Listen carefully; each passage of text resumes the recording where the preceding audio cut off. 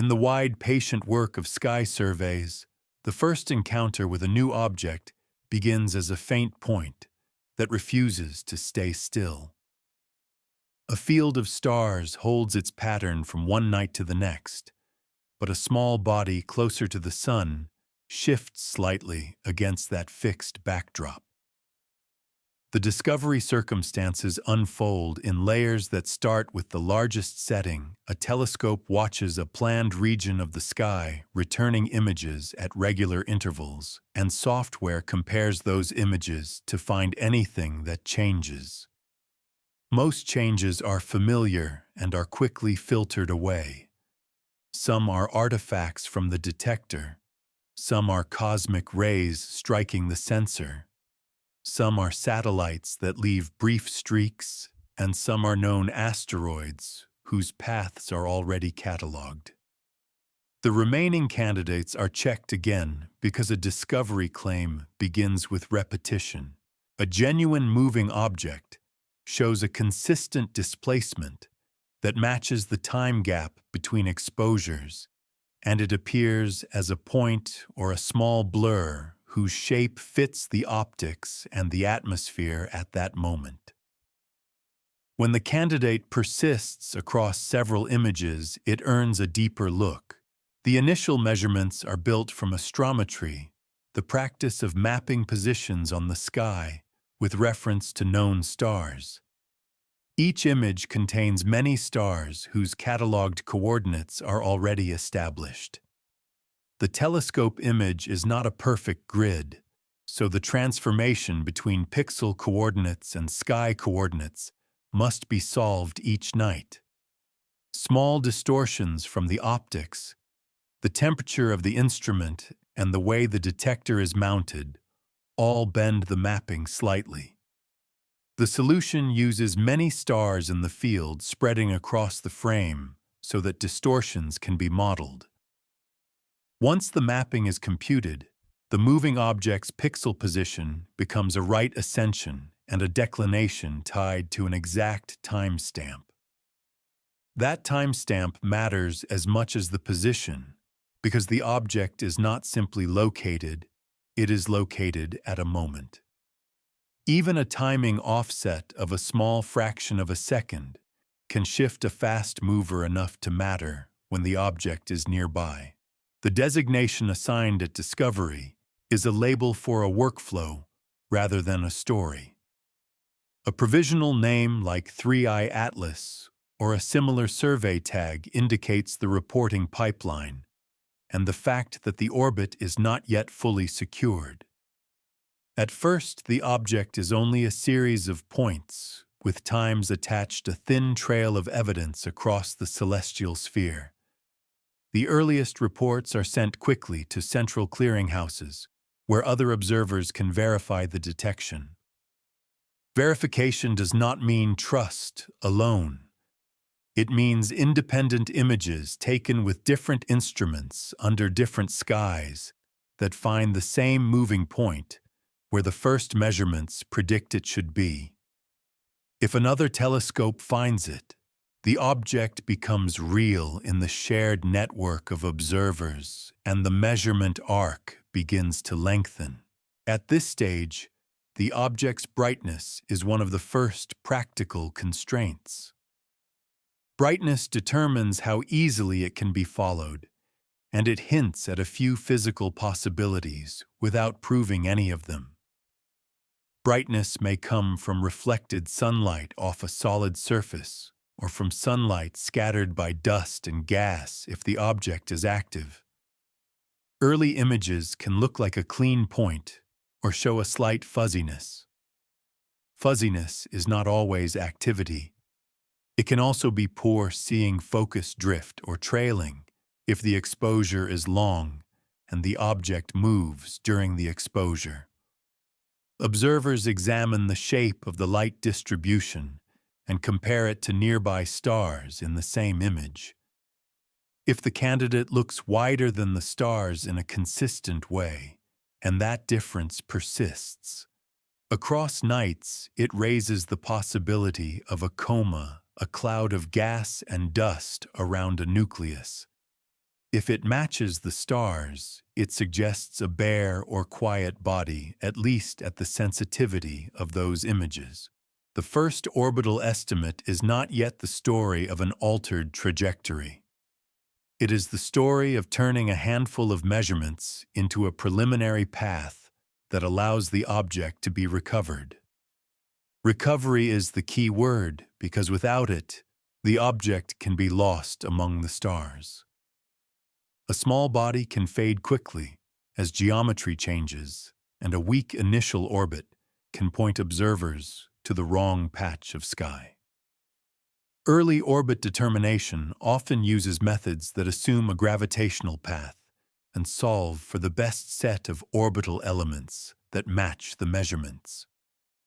With a short arc, many solutions fit nearly equally well, and the uncertainty region on the sky can be large. Even then, a preliminary orbit can provide a prediction for the next night that is good enough to try. When the object is found again, the uncertainty shrinks. Each new observation anchors the trajectory more firmly, reducing the space of plausible paths. The discovery circumstances also include the practical limits that shape what is measured. The atmosphere bends and blurs light, and its effects are not constant. Temperature gradients can shift images slightly. Wind can shake a telescope. The brightness of the moon can wash out faint objects. The object may be visible only in a short window before dawn or after dusk. In those windows, the telescope is looking through more air, which increases refraction and scattering.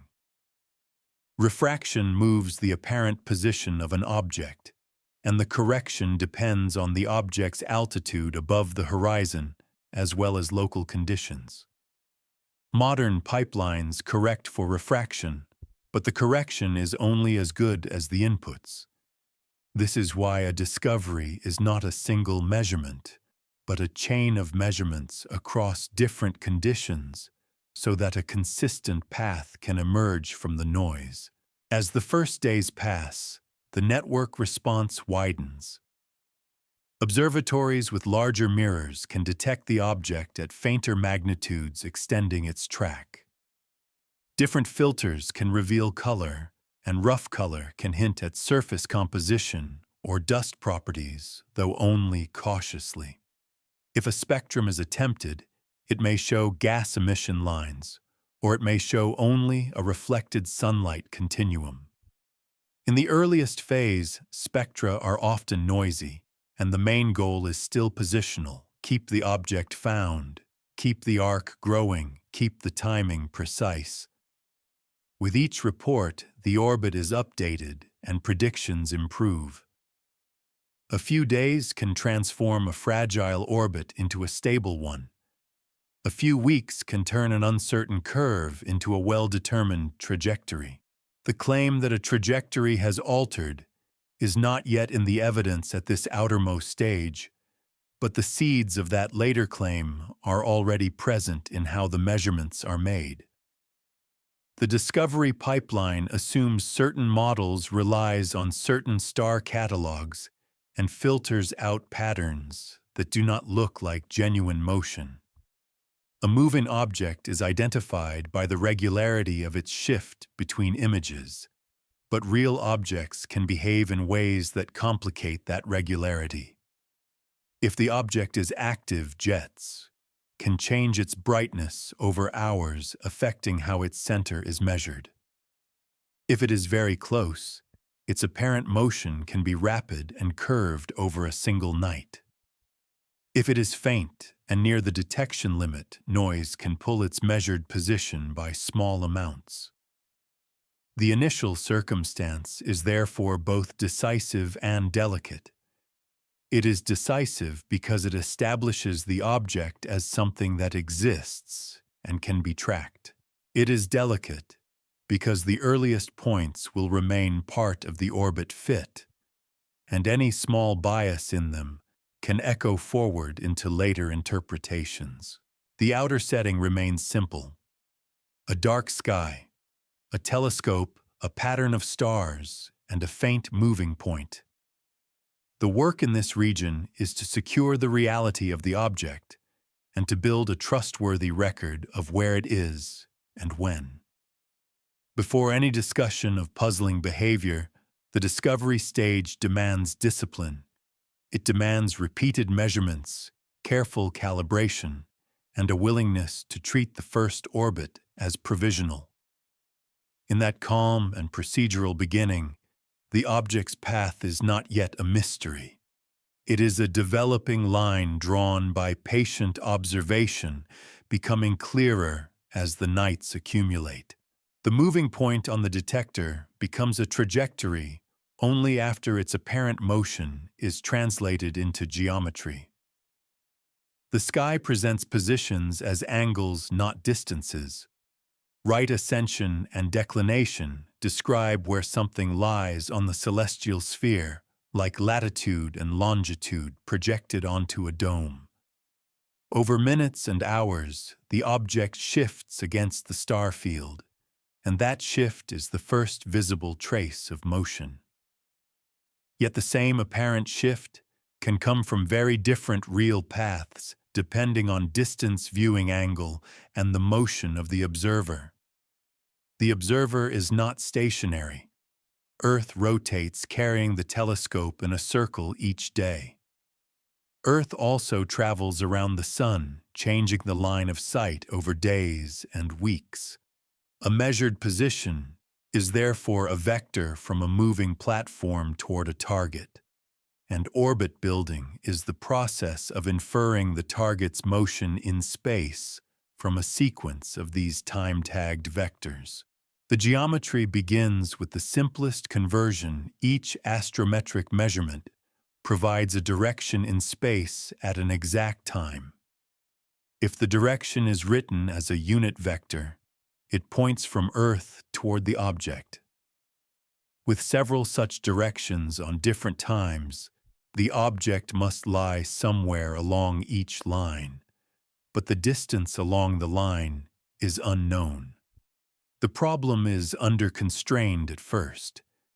This is why early orbit methods often use assumptions about gravitational motion and solve for a path that makes those directions consistent with a Keplerian orbit, the idealized path under a central gravitational force. In practice, the orbit is a best match because no measurement is perfect, and the real solar system includes many small perturbations. The aim is not to find a single exact curve, but to find the curve that minimizes the differences between predicted and observed directions weighted by estimated measurement errors. Apparent motion on the sky has a speed and a curvature. Over short times, the object may appear to move in a nearly straight line, and its angular speed can be measured in arcseconds per hour or similar units in technical work. In this script, those units are kept as plain words, and the concept remains central. A fast angular motion often means the object is nearby, while a slow angular motion can mean the object is distant, though the relationship is not unique. A nearby object can move quickly because parallax is large. Parallax is the apparent shift in position of a nearby object when viewed from different locations. Even as Earth rotates, the telescope's location changes by thousands of kilometers relative to Earth's center, and this can produce a measurable parallax for close objects. Over a single night, parallax can bend the apparent track slightly. When the object is farther away, parallax from Earth's rotation is smaller, and the track is more nearly a simple drift against the stars. The conversion from angles to a real trajectory also depends on the reference frame. Measurements are taken from a location on Earth's surface, but orbit calculations are usually done from a frame centered on Earth's center or on the solar system barycenter, a point near the center of mass of the solar system. The reason is practical. A surface location is subject to Earth's rotation and small wobbles, while the barycentric frame allows cleaner integration of gravitational forces from the Sun and planets. To move between frames, the observer's exact position must be known. That includes Earth's shape, the observatory's latitude, longitude, and altitude, and the timing standard. Timing standards are not a detail. A timestamp tied to a precise scale, such as coordinated time, allows the conversion from a surface measurement to an Earth-centered line of sight that accounts for Earth's rotation at that moment. If the timestamp drifts, the line of sight rotates slightly, and that rotation translates into an apparent position error. A second geometric layer comes from light travel time. Light does not arrive instantly. If an object is far away, the light measured at the telescope left the object earlier. In orbit fitting, this means the object's position at the emission time must be consistent with the observation time. The correction is small for nearby objects and grows for distant ones. For a small body within the solar system, the correction is typically manageable, but still included in high-precision work. It matters most when trying to detect subtle non-gravitational accelerations later, because those accelerations can be of the same scale as the smallest systematic errors. The geometry also includes aberration, the apparent shift in direction due to the motion of the observer, similar in concept to how rain appears to slant toward a moving vehicle. Earth's velocity around the Sun changes the apparent direction of incoming light by a small angle, and this is corrected with well-established formulas. Even after these corrections, the measurements are still a series of angles. The leap toward a trajectory depends on how those angles evolve with time. A purely gravitational orbit produces a predictable pattern. Near opposition when the object is roughly opposite the Sun. In Earth's sky, apparent motion can be dominated by Earth's own motion, creating retrograde loops for some objects. Near conjunction, when the object is near the Sun in the sky, observations become difficult, and the apparent motion can be small and uncertain. If the object is on a highly elongated path, the apparent motion can accelerate as it approaches perihelion, the closest point to the Sun, and slow as it recedes. Each of these patterns is familiar in orbital mechanics, but the fit depends on the quality and spacing of the data. Uncertainty enters the geometry at every step. Each measurement has an error ellipse a region on the sky where the true position is likely to lie. The size of that region depends on signal to noise, the sharpness of the image, the stability of the reference star positions, and the precision of the mapping from pixels to sky coordinates. When multiple measurements are combined, their errors do not simply average away. Some errors are random and shrink with many points. Others are systematic and can persist, such as a bias in a star catalog in a particular region of the sky, or a slight timing offset in an instrument. Orbit fitting methods attempt to estimate these uncertainties and to adjust weights accordingly, but the process is never perfectly automatic. Skilled analysts look for patterns in residuals, the differences between observed positions and predicted positions, because patterns can reveal systematic errors or real forces. The phrase altered trajectory begins to acquire meaning here, but cautiously. A trajectory can appear to change simply because the earlier geometric conversion assumed the wrong distance. As new data arrive from new viewing angles, parallax becomes clearer, and distance estimates shift. When distance shifts, the inferred orbit shifts, and the predicted future positions shift. This can look like a change in trajectory, but it is a change in knowledge rather than a change in the object's path. A true physical alteration would mean that even after the orbit is well determined, the object departs from the predicted gravitational path in a way that cannot be explained by measurement error or by the standard corrections. This is not decided at discovery. It is decided after geometry is tested across time and across observing stations after the object has been followed through enough of its path that the remaining uncertainty is small compared to the claimed deviation. The outer geometric work continues as the arc lengthens. Observations from observatories at different longitudes can add parallax through Earth's size. Observations from different hemispheres can reduce geometric degeneracies.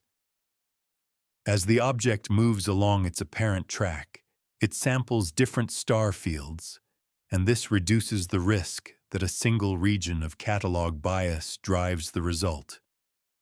Each new set of angles tied to accurate time becomes another constraint on the space curve that the object must follow.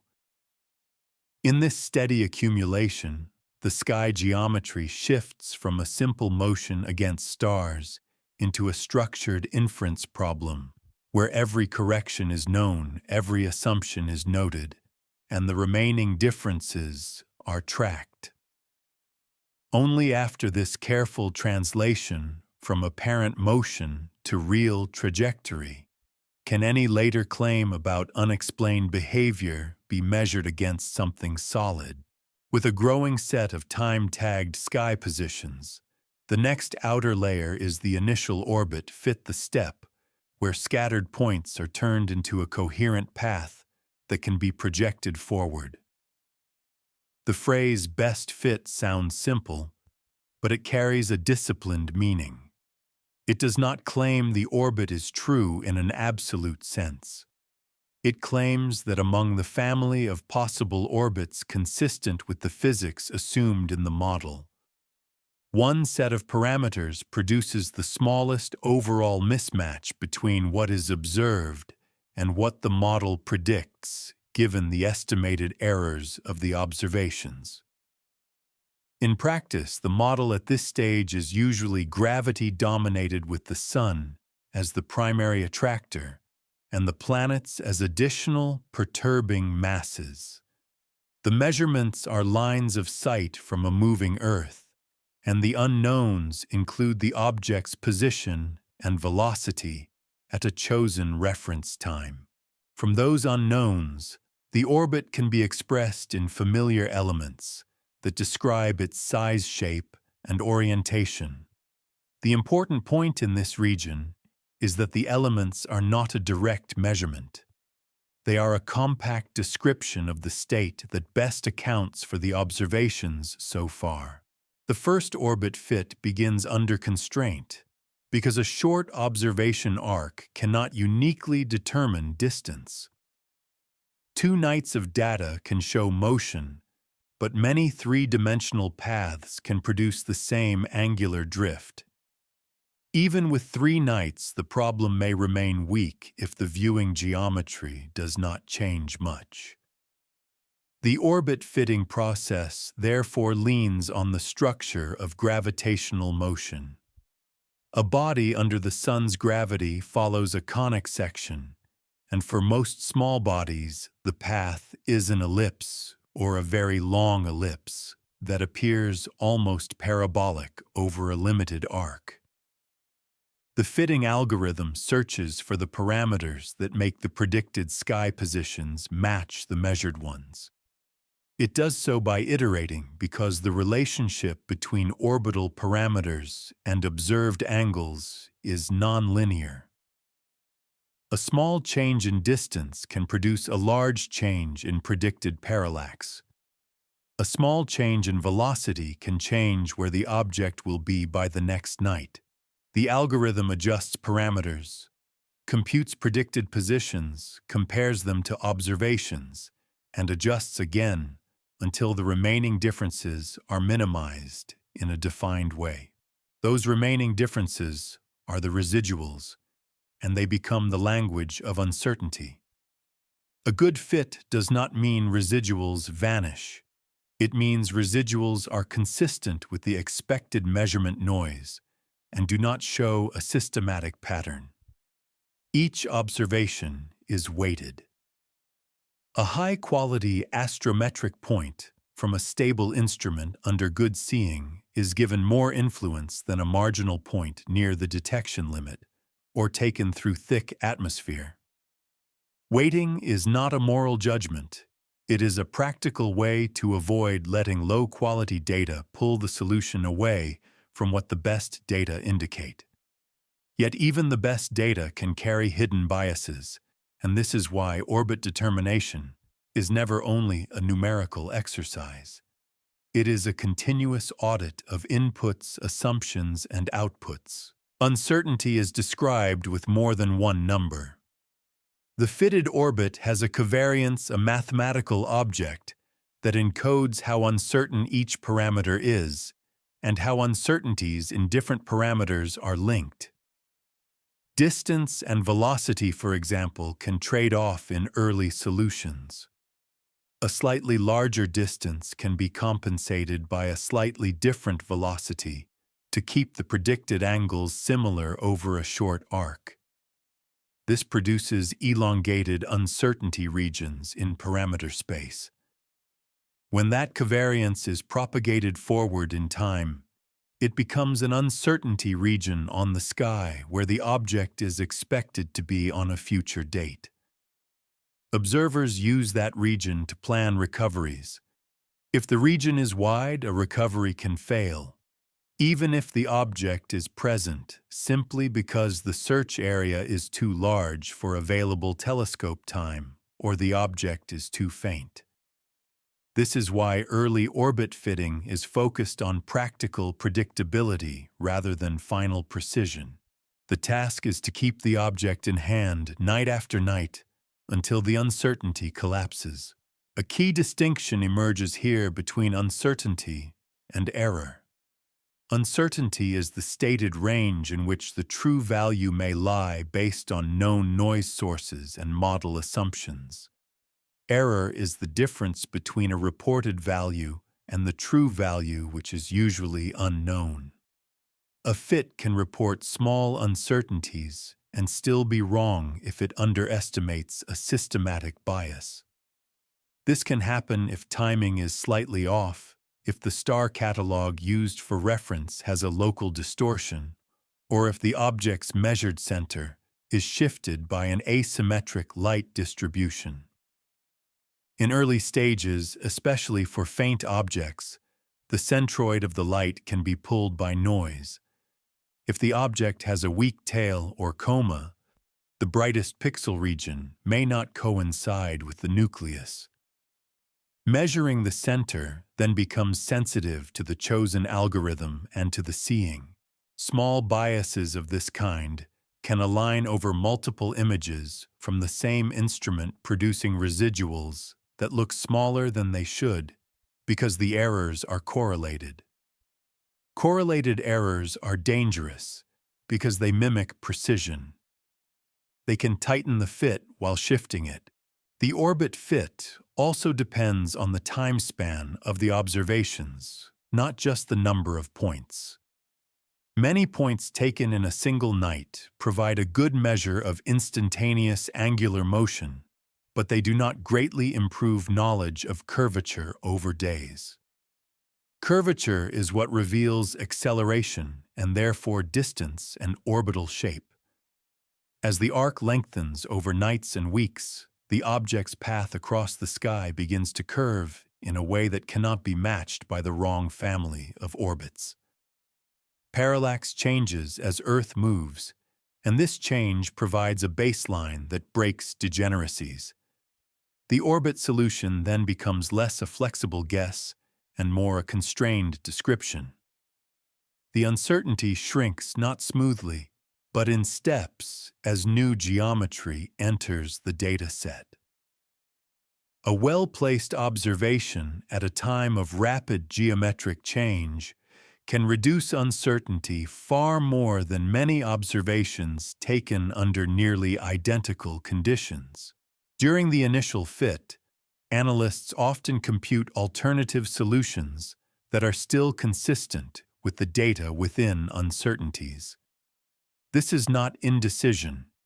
It is an honest mapping of what the data allow. In this phase, a single headline statement like "physics cannot explain" it is not part of the work. The work is to determine whether the orbit is truly unusual or whether it only appears unusual because the solution is not yet secure. A change between successive orbit updates is expected. The first fit may imply a certain perihelion distance, then a later fit shifts it. The first fit may suggest a long period, then the period changes. None of these are evidence of a physical alteration. They are evidence of uncertainty becoming smaller. A genuine physical alteration would appear as persistent residuals that remain after the orbit is well constrained and after known systematic sources are ruled out. At this stage, the orbit fit is still building the foundation needed to ask that later question. The handling of uncertainty also includes outlier rejection, a careful practice that must be restrained. Sometimes a measurement is plainly inconsistent, perhaps because a faint background star overlaps the object biasing the centroid, or because a tracking glitch smears the image. Excluding such points can improve the fit, but exclusion can also hide a real effect if applied carelessly. The discipline is to examine why a point is an outlier. If the reason is instrumental or environmental exclusion is justified. If the reason is unknown, exclusion is provisional, and the uncertainty budget should reflect that. In a healthy analysis, a point is not discarded simply because it disagrees. It is investigated. The aim is not to force agreement, but to understand disagreement. As the initial orbit fit stabilizes, the language used becomes more precise. Instead of saying the object changed course, analysts might say the orbit solution updated as additional astrometry extended the arc. Instead of saying the motion is impossible, they might say that a purely gravitational model leaves systematic residuals at a certain level. Those residuals are the bridge to later inner regions, but they are not yet a mystery by themselves. They are the measured gap between model and data, with uncertainty bars attached, and with a record of how that gap behaves as more data arrive. The foundation is built in this region by insisting that every claimed deviation be measured against a fit that has earned trust through time-span, cross-observatory confirmation, and careful accounting of error sources. Only then does it become meaningful to ask whether the object's trajectory is behaving in a way that exceeds what the gravitational baseline and measurement uncertainties can explain. Once the object is no longer a brief appearance but a persistent target, the work shifts to refined tracking, where the observation arc becomes long enough to tighten the orbit in a physically meaningful way. The arc is not simply the time span between first and last measurements. It is also the diversity of viewing geometry contained within that span. As Earth continues along its orbit, the direction from Earth to the object changes. The object itself moves along its path, altering its distance phase angle and apparent speed. Each of these changes provides leverage. The refined stage is where a trajectory begins to behave like a testable prediction. The orbit solution does not merely accommodate the data already taken. It successfully forecasts where the object will be seen next with a narrow uncertainty region that observers can rely on. Tracking improvements begin with better astrometry. Early detections may be near the survey's sensitivity limit, leading to noisy centroid measurements. As follow-up telescopes target the object deliberately, exposures can be tailored. If the object is faint, observers can stack multiple short images aligned on the object's motion to increase signal without smearing. If the object is moving quickly, exposures can be shortened, or the telescope can track at the object's rate, producing a sharper image of the object while stars trail. Each choice changes the measurement approach. When stars trail, the reference frame must be handled differently, and this can introduce its own uncertainties.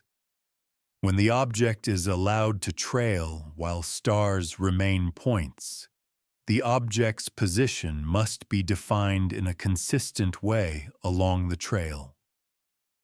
In either case, refined work aims to produce astrometric points with known stable error properties. A longer arc also invites the use of multiple observatories with different systematics. This diversity is not incidental. It is a safeguard. If all data come from one instrument, correlated biases can remain hidden. When the same motion is measured by independent systems, agreement becomes more trustworthy.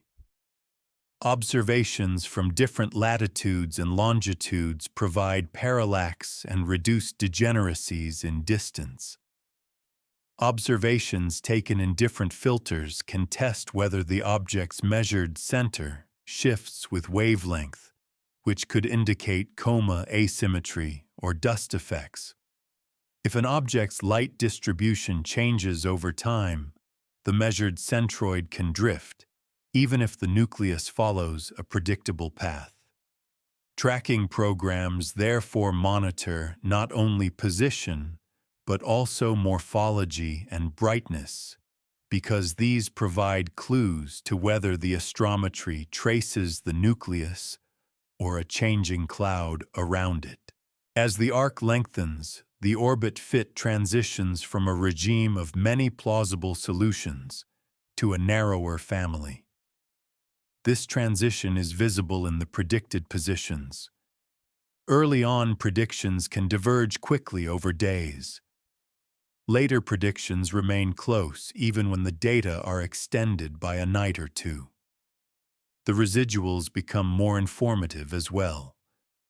When uncertainty is large, residual patterns can be absorbed by slight shifts in orbital parameters. When uncertainty shrinks, the same residuals can no longer be explained away by parameter adjustments without ruining the fit elsewhere. This is why persistent residuals that grow with time are taken seriously. They may indicate that the model is missing a force, or that a subtle systematic error remains unaccounted for, or that the object's measured center is being biased by physical changes in the object's appearance. The refined stage also improves timing and calibration. High-precision work checks the time standard at the observatory, ensuring that recorded exposure times are correctly synchronized. It verifies the shutter timing and the actual midpoint of exposure, because a camera's reported start and end times may not fully reflect how light accumulates. It checks the star catalog and may apply corrections if known catalog biases are present. Modern astrometry relies heavily on reference catalogs that provide star positions and proper motions, the slow drift of stars across the sky over years. If a catalog's proper motions are slightly wrong for some stars, the reference frame can shift.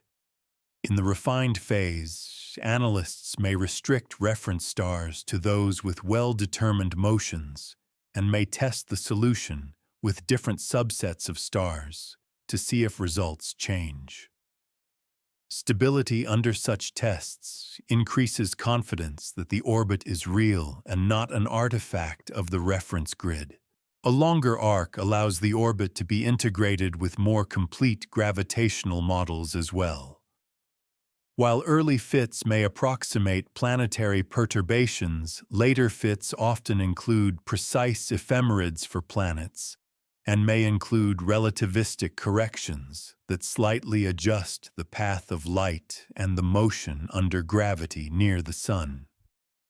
For most small bodies, these corrections are small, but in a situation where claims of unexplained deviations appear, small corrections matter.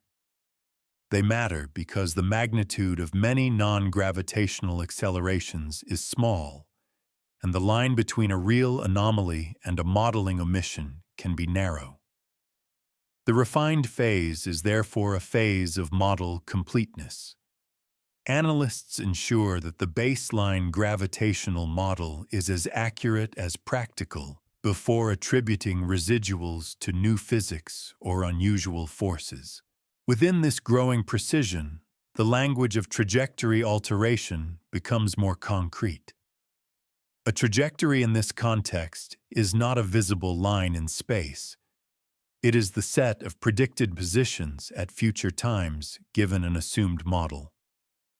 If repeated observations find the object consistently offset from those predictions in a systematic way, the prediction is wrong. The next question is why. In many cases, the answer is simply that the model must include a non-gravitational term, such as a small acceleration that depends on distance to the Sun. For comets, this term is often associated with outgassing, where sunlight warms the nucleus and volatile ices sublimate into gas, carrying dust and creating jets that act like weak thrusters. For asteroids, subtle thermal effects can matter. But before any of that, the refined tracking phase must confirm that the offsets are real and not produced by shifting measurement quality. One important refinement is the use of astrometric debiasing. Even the best catalogs can have regional distortions, and surveys can have known patterns of small offsets. Debiasing applies statistical corrections derived from comparisons between observed and expected positions of many objects. If a survey is known to measure positions slightly eastward in a certain declination band, that bias can be corrected. Such corrections must be used carefully because they are not specific to the object. They are population-level adjustments that assume the bias is stable. In refined tracking, applying or not applying such corrections can change the residual pattern. Analysts test both. If a claimed anomaly disappears when known debiasing is applied, the anomaly likely belonged to the measurement chain. If it persists, it becomes more interesting, though still not decisive. The refined phase also involves photometric monitoring. Brightness changes can indicate rotation activity or changing viewing geometry. A rotating, elongated object can brighten and dim periodically as different cross-sections face the observer. If the rotation state changes, perhaps due to jets or thermal torques, the brightness pattern can change. This matters because a changing rotation can change how non-gravitational forces act. It can also change the location of the brightest region in a coma biasing astrometry. Observers therefore correlate positional residuals with brightness and morphology. If residuals increase when the coma brightens, the measured center may be shifting due to activity. If residuals show no relation to brightness, the cause may lie elsewhere. As weeks turn into months, the orbit becomes a shared product of many observers, and the uncertainty can shrink to a level where small accelerations become detectable. At that point, the object's track is no longer a rough line. It is a carefully stitched record with known timing, known reference frames, and a gravitational model that has been checked. This refined stage is the necessary outer foundation for any later claim that physics cannot explain the motion. Without it, the claim would rest on moving sands. With it, the claim becomes a measurable statement about residuals that remain after the orbit is well constrained, after systematic effects are tested, and after the measurement chain is examined. The arc length becomes the anchor, and the object's continued presence in predicted sky positions becomes the proof that tracking is not drifting. Only then can the focus move inward from the process of observation to the meaning of the deviations that remain. A trajectory is spoken of as if it is a single line carved into space, but in practice, it is a relationship between measurements, a model, and time. In the observational record, the object never displays its full path at once. It offers positions at moments, and each position carries uncertainty. The model turns those positions into a predicted curve that can be projected forward and backward. When a report says the object altered its trajectory, the statement can mean two very different things. One meaning is ordinary and expected. The trajectory estimate changes because the information improves. The other meaning is physical. The object's motion changes because an additional force acts on it. The work in this region is to keep these meanings separate because they can look similar from the outside while being fundamentally different in cause. An information-driven change happens when the orbit solution is updated after new data arrive. Early in tracking, the orbit can shift noticeably with each new night because the uncertainty is wide and the data arc is short. A revised estimate can move the predicted future position by large amounts without any physical change having occurred. The object follows one path in space, while the computed path, the best fit under gravity, evolves as uncertainty shrinks. This can be especially dramatic when the object is first observed near a geometry that hides distance, such as when the line of sight changes little from night to night. When distance is poorly constrained, speed and distance can trade off in the fit. As the observing geometry improves, the fit settles into a narrower range and the predicted path can shift. Such shifts are not evidence of a deflection. They are evidence that the earlier estimate lacked leverage. A physical change, by contrast, is not a change in the best fit parameters caused by new data. It is a persistent mismatch between data and a well-constrained model. In that case, new data do not merely refine the orbit. They reveal that the orbit under the assumed forces cannot pass through all the observed positions at their times without leaving systematic residuals. The key word is systematic. Random scatter around the model is expected. Systematic offsets that grow with time or that align in a pattern indicate that something consistent is being missed. In precise orbit work, a small persistent acceleration can cause the predicted positions to drift gradually away from the observed ones. If the object is repeatedly found near the edge of the predicted uncertainty region rather than near its center, and if this persists after the uncertainty is already small, the difference becomes meaningful. The term altered trajectory is also used informally when observers notice a sudden revision in predicted positions. A sudden revision can happen for mundane reasons. One reason is the discovery of a measurement error in earlier data such as a timestamp mistake or a misidentified star used in the reference frame.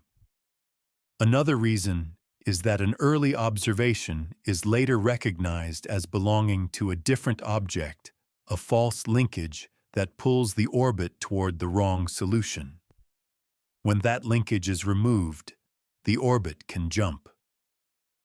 A third reason is the addition of high-precision data that dominate the weighting. If earlier data are noisy and then a set of sharp measurements arrives from a larger telescope under excellent conditions, the orbit can shift to accommodate the new information.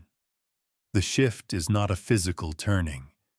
It is a recalibration of knowledge. A useful way to define a trajectory change is to ask what remains invariant.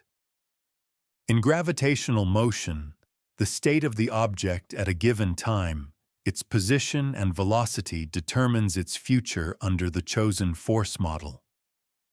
If the model includes only gravity, and if the measurements are accurate, then a single state exists that can match all positions within their uncertainties.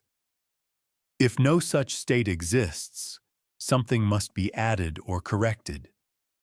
The added element could be a force such as a small acceleration that depends on distance from the sun. It could also be a correction to the measurement process, such as a bias that shifts positions in one direction. In both cases, the trajectory under the original assumptions is not adequate. The distinction is found by testing alternatives and checking whether the residual pattern behaves as a force would behave. A physical alteration also has an implication in time. A force that acts continuously produces a smooth deviation that accumulates gradually. A sudden impulse like deflection would produce a kink, a change in velocity over a short time. In most small body contexts, sudden impulses are rare and difficult to prove from angular positions alone because the observational cadence may miss the exact moment. More commonly, non-gravitational forces act over days and weeks, and their imprint is a gentle drift in residuals.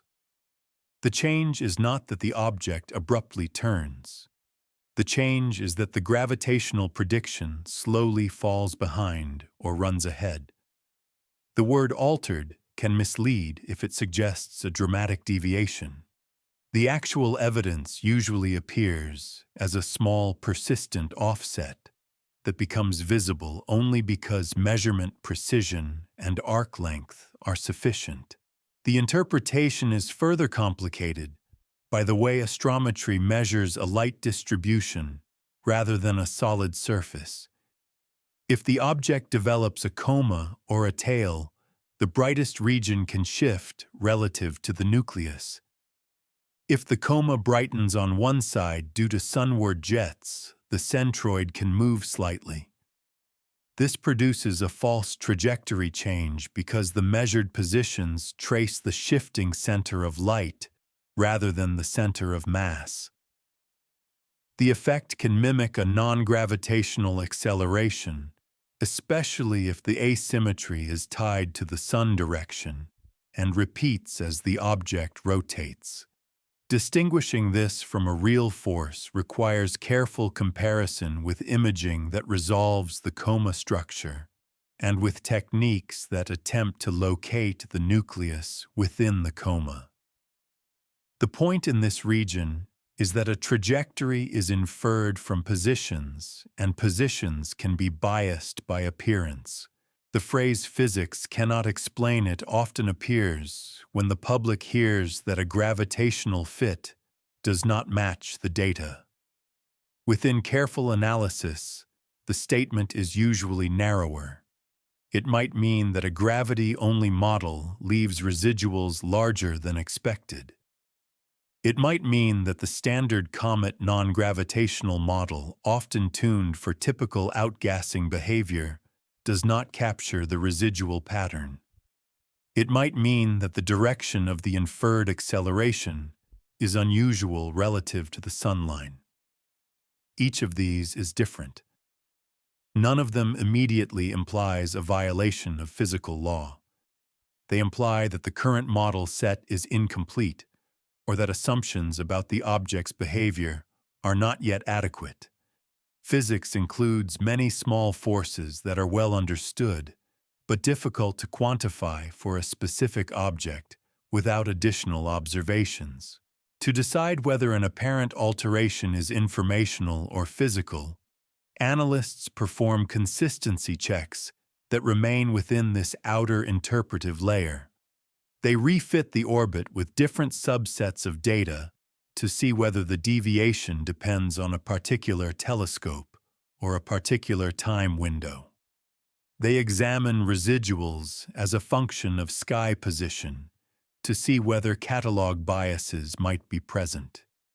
They check whether residuals correlate with brightness, because a correlation suggests that changes in appearance affect the measured center. They compare results using different astrometric reduction pipelines, because a pipeline-specific bias can produce a consistent offset. They test whether the residual pattern follows the direction expected for solar radiation pressure or for outgassing. These tests do not prove a cause by themselves. They narrow the space of plausible causes and clarify what is being claimed. A particularly important concept is the difference between a model parameter shift and a force detection. A parameter shift happens when adding more data changes the best fit orbital elements. This can occur even with perfect physics because the earlier fit is uncertain. A force detection happens when adding a force term improves the fit in a statistically meaningful way and reduces systematic residuals across independent datasets. The force term is not introduced merely to make the model flexible. It is introduced because the residuals exhibit a coherent structure consistent with an acceleration. In careful practice, the introduction of such terms comes after demonstrating that the gravitational baseline is complete and that measurement systematics are not likely to produce the observed pattern. In this region, altered trajectory becomes a disciplined phrase. It refers to a mismatch between a well-established baseline prediction and a robust set of observations beyond what uncertainty can plausibly cover. It does not refer to the ordinary updating of an orbit as the observation arc grows. It does not refer to a dramatic turning in the sky. It refers to residual behavior that persists when the orbit is already secure, and that remains after the measurement chain is audited. Only when that definition is held steady can later layers the forces that might cause the deviation be approached without confusion. For now, the focus remains on meaning what is actually being asserted when motion is said to change, and what must be demonstrated before the assertion shifts from a revision of knowledge to a claim about additional forces acting on a small body moving through space. The baseline for judging any claimed deviation is a model that assumes gravity does the work, and does it in a way that is as complete as practical. In this region, the object is treated as a test mass, small enough that it does not significantly influence the motion of planets, yet large enough to be followed as a single body. The model begins with the Sun, whose gravity dominates the inner solar system and still shapes motion far beyond it. Under the simplest assumption, the object follows a conic section around the Sun, with its speed increasing as it falls inward and decreasing as it climbs outward. That ideal picture is useful, but it is not the full baseline used in precise tracking. The full baseline adds the gravitational pulls of the planets and other known massive bodies because even a weak tug applied over long spans of time can shift where the object is expected to appear on the sky. The starting point is a reference time at which the object has a position and a velocity in a chosen coordinate frame. That frame is usually centered in a way that makes the gravitational problem stable and consistent across many objects. In a sun-centered frame, the sun sits at the origin, and the planets move around it, while the small body moves through the combined gravitational field. In a solar system barycenter frame, the origin is near the system's center of mass, and the sun itself moves slightly. Both frames can be used, and transformations between them are well understood, but what matters in practice is that the same choice is used consistently in the integration and in the conversion to predicted sky positions. The baseline model includes the ephemerides of the planets, meaning the computed positions and velocities of those planets as a function of time based on long-term tracking and dynamical models. The object's motion is then integrated forward and backward in time under the combined gravitational accelerations. Gravity in this baseline is not a single equation written in isolation. It is a continuous computation that accounts for changing distances. The pull from a planet depends on how far the object is from that planet at each moment, and that distance changes as both bodies move.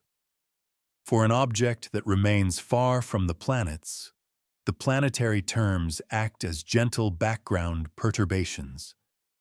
For an object that passes closer, the effect can become much stronger and can bend the trajectory in a way that is both predictable and measurable.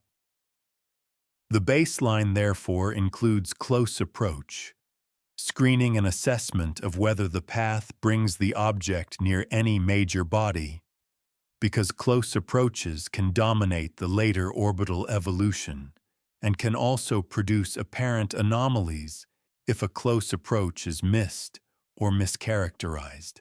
The sun's gravitational field is not the only source of predictable deviation from a pure two-body conic. The sun is not a perfectly uniform sphere in a strict mathematical sense, but for most small-body orbit work, the sun's higher-order gravitational features are negligible compared with other terms.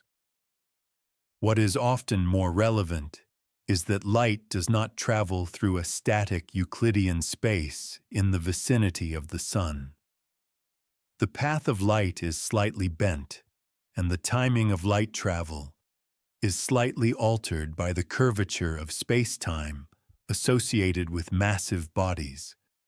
In high-precision, astrometry corrections for these effects are included so that the predicted direction from Earth to the object matches how light actually propagates. These corrections are not introduced as speculative ideas. They are standard parts of precise celestial mechanics and are validated by many independent measurements across decades. Their role in the baseline is straightforward: remove known small shifts so that any remaining residuals do not arise from omitted established physics. Earth's role in the baseline is twofold. Earth is a gravitating body that slightly perturbs the small body's trajectory, and Earth is the moving platform from which observations are made. The baseline includes Earth's gravity as part of the planetary system, but it also includes the precise position of the observing site relative to Earth's center at the time of observation. Earth rotates, and Earth's axis slowly wobbles, and Earth's rotation rate is not perfectly constant. These effects are tracked and modeled so that the transformation from an Earth surface coordinate to an inertial direction in space is accurate. When the baseline is built carefully, the predicted topocentric direction, meaning the direction as seen from a specific observatory, accounts for Earth's rotation, the observer's location, atmospheric refraction corrections, applied in the reduction pipeline, and the light-time geometry.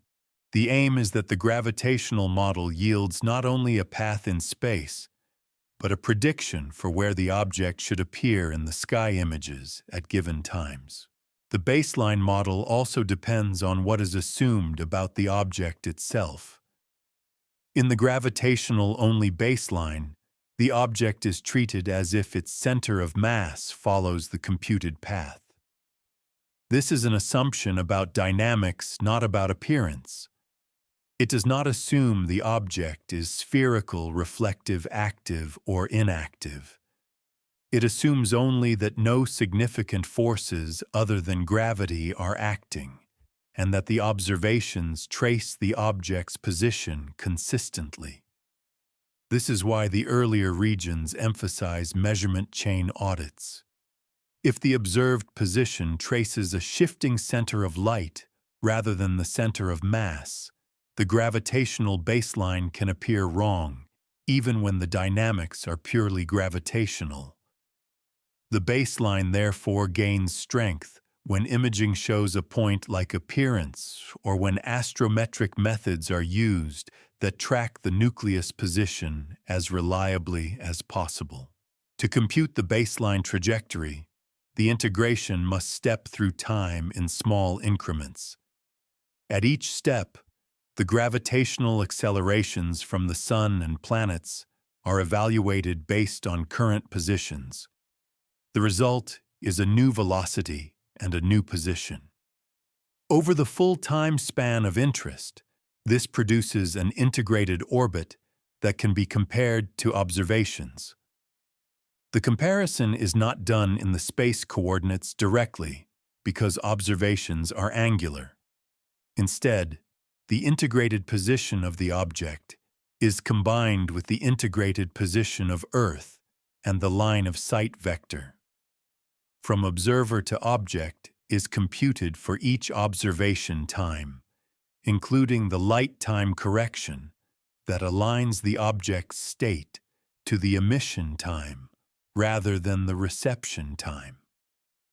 That line of sight is then converted into a predicted right ascension and declination that can be directly compared with measured astrometry. In a clean gravitational baseline, residuals should look like noise around zero, meaning they should scatter with no drift and no repeated structure. Some scatter is expected because measurement errors are unavoidable.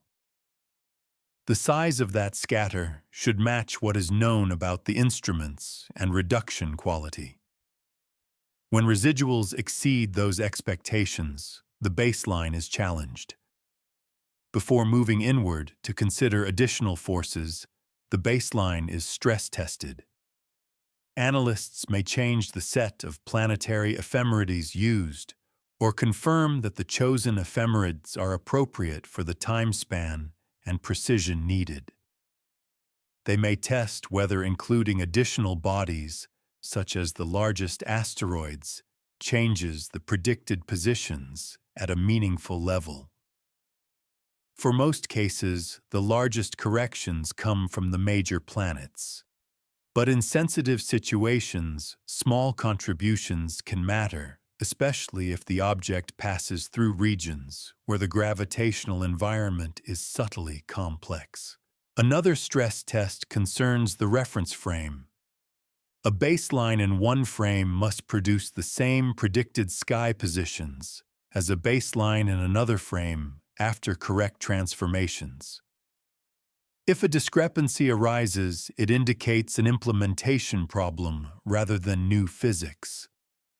Similarly, the baseline depends on the timescale used for integration and for observation times.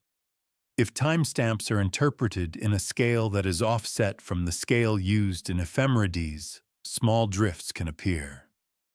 A careful baseline aligns these scales and checks that the transformation from recorded observation time to the time used in the dynamical model is correct.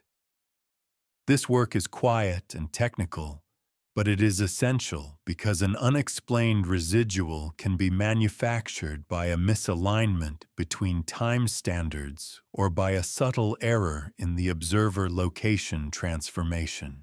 When the baseline is sound, its predictions become the reference against which any claimed alteration is defined. A trajectory alteration in the physical sense is then framed as an additional acceleration that must be added to the baseline to bring predicted and observed positions into agreement. That acceleration may depend on distance from the Sun, on the object's orientation, or on other properties, but the baseline must first demonstrate that it is not missing any known gravitational ingredient. If a close approach to a planet occurs, the baseline should predict a sharp bend at the correct time. If the object remains far away, the baseline should predict a smoother path. If the object approaches the Sun, the baseline should include the small but known corrections relevant to light propagation and gravitational dynamics near a massive body, to the extent required by the measurement precision. In this region, gravity is not treated as a vague concept. It is a concrete prediction pipeline that starts with a chosen state, integrates motion under known masses, converts integrated positions into predicted sky directions as seen from Earth, and produces residuals that can be evaluated for structure. The baseline is not an attempt to prove that gravity explains everything. It is an attempt to remove every ordinary and well-understood contribution so that what remains, if anything remains, can be discussed with clarity. Only once the gravitational baseline has been built and tested can the discussion move inward toward the subtle forces that can mimic anomalies, and toward the careful language that distinguishes a mismatch in a model from a failure of physics itself. With a gravitational baseline established, attention turns to the residuals, the differences between where the object is observed to be and where the model predicts it should be. Residuals are not an afterthought. They are the diagnostic signal that tells analysts whether the model and the data are in harmony. A residual is computed for each observation by taking the predicted sky position at that observation time and subtracting it from the measured position. The result is a small, angular offset on the sky. When residuals are scattered randomly around zero with a spread consistent with measurement uncertainty, the model is adequate at that level of precision. When residuals show a pattern, the pattern carries information. It can point to remaining measurement systematics, to missing terms in the physical model, or to the fact that the object's measured position does not track its center of mass consistently. Residuals are usually examined in two components, corresponding to directions on the sky. Even without naming the technical axes, the idea is simple. One component is along an east-west direction in the sky coordinate system, and another is along a north-south direction. A pattern can appear in one component or in both. A steady drift in one direction over time suggests that predicted positions are gradually diverging from observations. A sinusoidal pattern may suggest a periodic influence, such as an unmodeled effect, tied to Earth's rotation, the object's rotation, or an instrument's nightly behavior. A cluster of residuals from one observatory that sit consistently offset from zero suggests a local systematic bias. Residuals, therefore, are plotted against time, against observing geometry, and against observational source. One of the first checks is whether the residuals are dominated by a subset of data. If observations from a single telescope show a consistent offset while others do not, the cause is more likely in that telescope's calibration or reduction pipeline. If all telescopes show the same drift, the cause may lie in the physical model or in a shared reference catalog. Another check is whether residuals change with brightness. If the object becomes brighter and residuals increase or shift systematically, at the same time it raises the possibility that the object's appearance is changing in a way that biases astrometry. If residuals are stable across brightness, changes appearance bias becomes less likely, though it cannot be dismissed without imaging analysis. Residuals are also examined as a function of air mass, the amount of atmosphere the telescope looks through. If residuals worsen at low altitude, atmospheric refraction corrections may be imperfect. The pattern of residuals can also be translated into an implied acceleration. If the object appears consistently ahead of its predicted position along its orbit, it may have experienced a small additional acceleration in the direction of motion, or the model may slightly underestimate its speed. If it appears behind the opposite may be true. If residuals point roughly toward or away from the Sun, they may suggest a force that is tied to solar direction, such as outgassing thrust, radiation pressure, or thermal recoil. The relationship is not one-to-one because residuals are angular and depend on viewing geometry, but with a long arc and good coverage, analysts can infer the direction and magnitude of any extra acceleration required to reduce the residual pattern. Not all patterns point inward to new forces. Some point outward to the measurement chain. A common source of subtle structure is the star catalog used to define the reference frame. If the catalog has small regional distortions, residuals can show a dependence on where the object lies on the sky. As the object moves into a new star field, the reference frame changes. A systematic offset may appear to start at a certain date, but the real cause could be that the object entered a region where catalog biases differ. Another source is differential chromatic refraction, an atmospheric effect where blue and red light refract slightly differently. Stars of different color can have slightly different apparent positions at low altitude. If the object's color differs from the average reference stars, a small bias can occur, especially when observations are taken at high air mass. This can create residuals that correlate with altitude and with filter choice. Residuals can also reflect timing issues.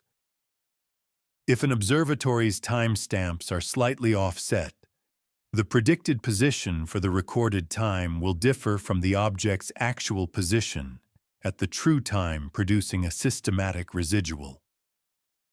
The sign and magnitude depend on the object's angular speed. For fast-moving objects, even a small timing offset can produce a noticeable positional shift. A timing error can mimic a non-gravitational acceleration if it varies over time or differs between instruments. This is why analysts compare residuals from different observatories and examine whether the offset scales with apparent motion rate. If an offset scales in that way, timing is suspect. When residuals persist after these checks, analysts may fit a non-gravitational term. This is still within the residual region because the question remains diagnostic: what additional term reduces the pattern? The fitted term is often parameterized as an acceleration with a dependence on distance from the Sun, because many physical processes are controlled by solar heating.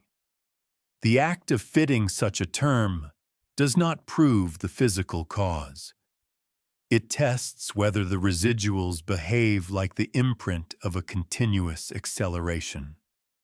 If the term reduces residuals across the whole data set, and if it improves predictive accuracy for future positions, it becomes a strong hint that a real force is present. If the term only improves the fit over a narrow interval or only for one observatory, it is less compelling and may indicate overfitting or data issues.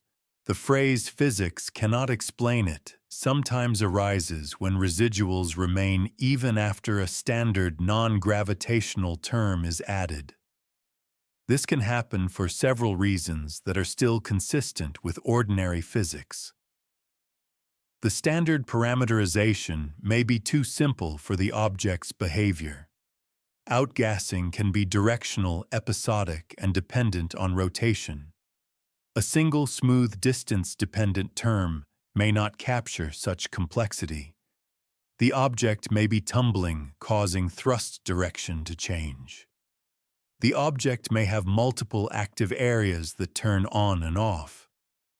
Dust emission can shift the center of light in a way that is not simply tied to distance from the sun. In these cases, residuals can persist because the model does not represent the complexity, not because physical laws have failed. A careful residual analysis also examines whether deviations are compatible with observational cadence. If a residual pattern suggests a sudden change, analysts ask whether such a change could be resolved by the existing observation times. A sharp kink in residuals may indicate that a subset of observations is biased rather than a true impulse. Alternatively, it may indicate an event such as fragmentation or a sudden outburst that changes the object's appearance and therefore its measured center. Distinguishing these requires looking at imaging and photometry around the time the residuals shift. A sudden brightening accompanied by a sudden residual change suggests an outburst or morphological change. A residual change without photometric change suggests a different cause. Residuals are also evaluated statistically. The distribution of residuals should match the assumed error model. If residuals are consistently larger than expected, the uncertainties may be underestimated. If residuals show heavy tails, it may indicate occasional outliers or correlated noise. Analysts may inflate uncertainties or adjust weights to reflect this. The goal is not to make residuals look good. The goal is to use a realistic uncertainty model so that conclusions about extra forces are not driven by an overly optimistic estimate of measurement precision. In a mature analysis, the claim of an unexplained deviation is accompanied by a careful statement of how significant the deviation is relative to realistic uncertainties. In this region, the object's story is written in small numbers. A tiny angular offset repeated consistently can indicate a real physical effect, but only if it survives every test of systematic bias. The pattern in the residuals is the map that guides the next inward steps. If the pattern points, sunward forces tied to solar heating become candidates. If the pattern points along the track, thrust or timing issues become candidates. If the pattern shifts with starfield catalog bias becomes a candidate. The residuals are therefore the crossroads between observation and physics. They do not yet name the cause, but they define what must be explained and with what level of precision. When the residual pattern is stable, coherent, and robust across instruments, it becomes reasonable to move inward towards specific non-gravitational mechanisms. When the pattern is fragile or instrument-dependent, The path inward remains blocked by the need for better data and cleaner reductions. Either way, the residuals are where a claim of altered trajectory becomes a measurable statement rather than a dramatic phrase, and where the next layer of explanation must begin with what the data actually demand. Before any inward move toward subtle forces, the first inward step from residual patterns is a full audit of the measurement chain, because many apparent anomalies are born in how light becomes numbers. An instrumental or reduction pitfall is not a minor nuisance. It can generate coherent residuals that mimic physical accelerations. The audit begins at the detector itself.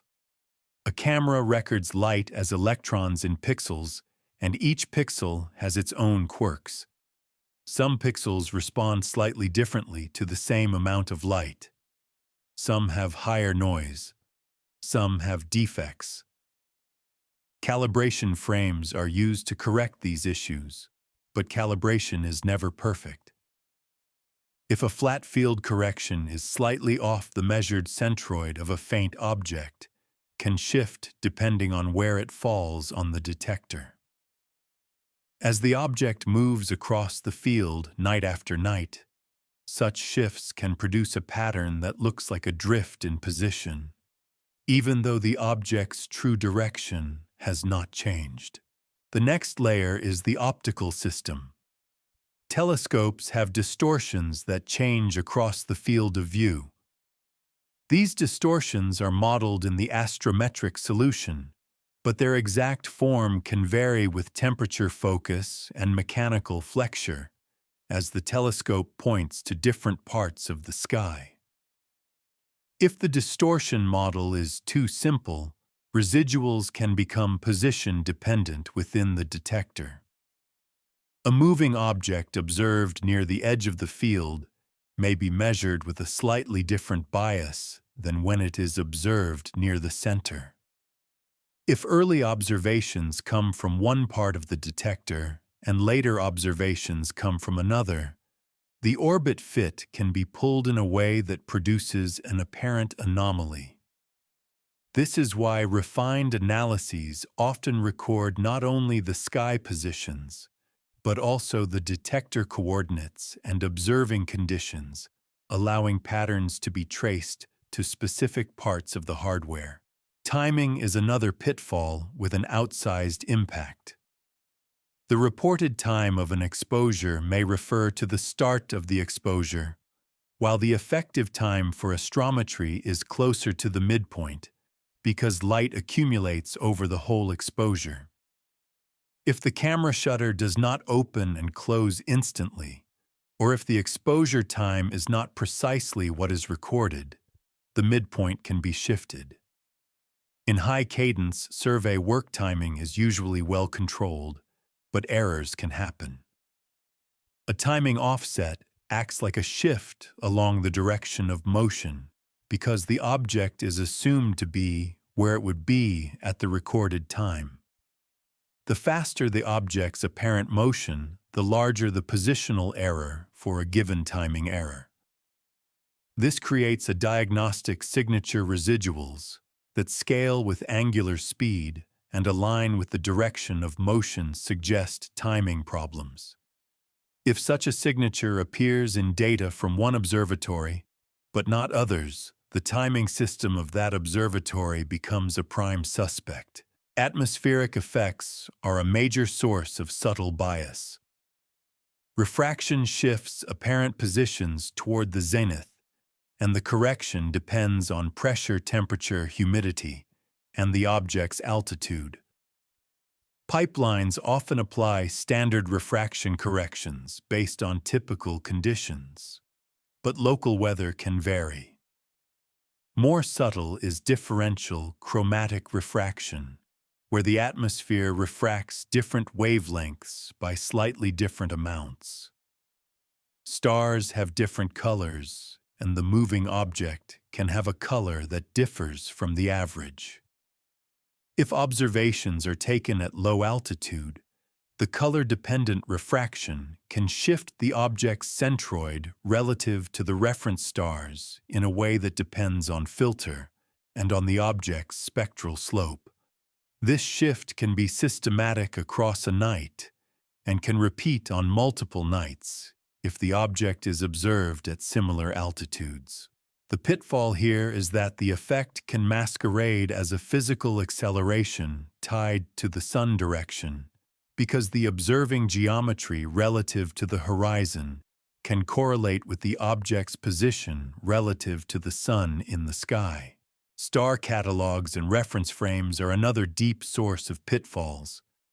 Modern surveys use large catalogs with precise star positions and proper motions. Proper motion is the slow movement of stars across the sky over years.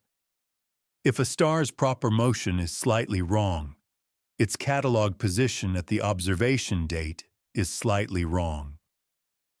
When many such stars are used to anchor the astrometric solution, small errors can average out, but regional systematics can remain.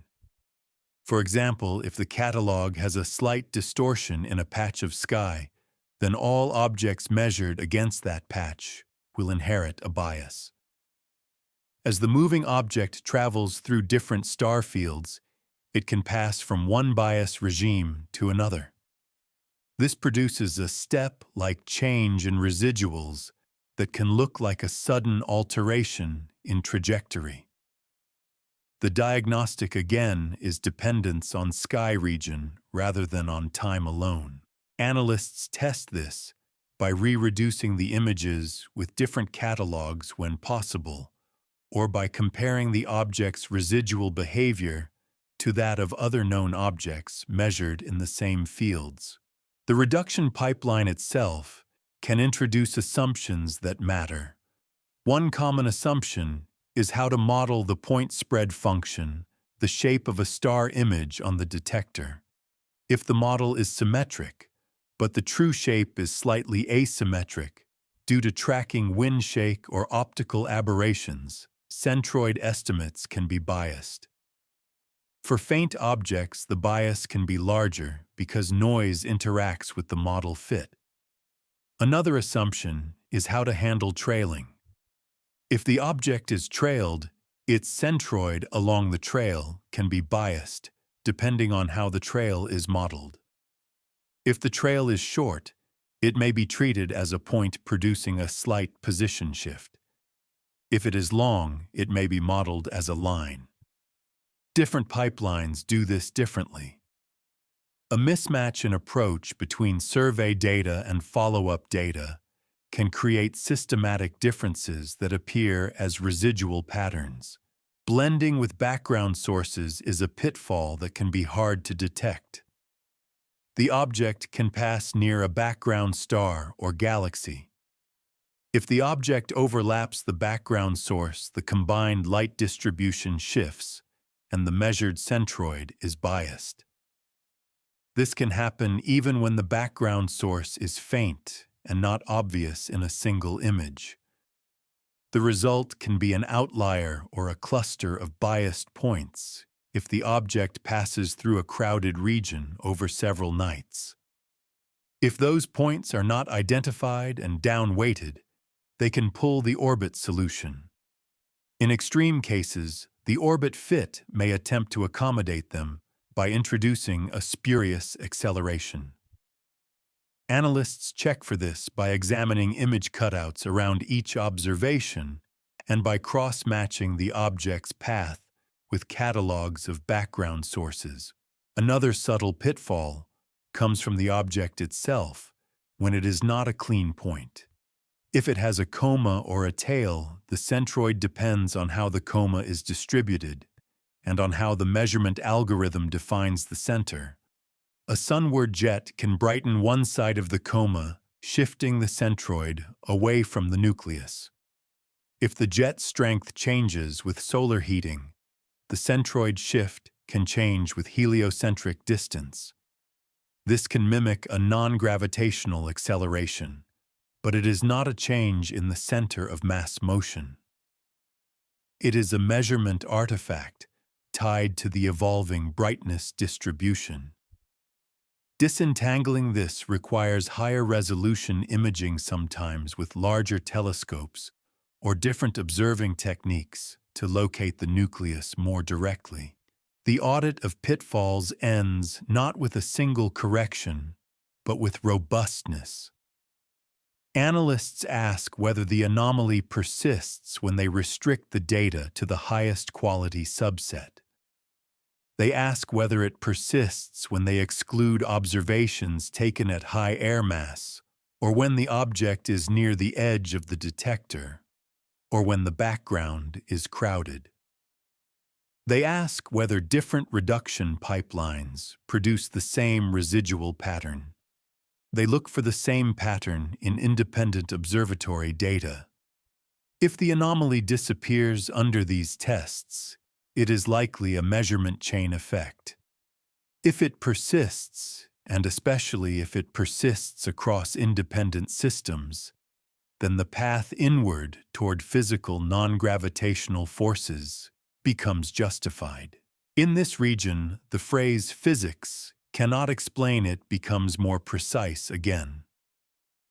A mismatch between a model and data is not automatically a failure of physics.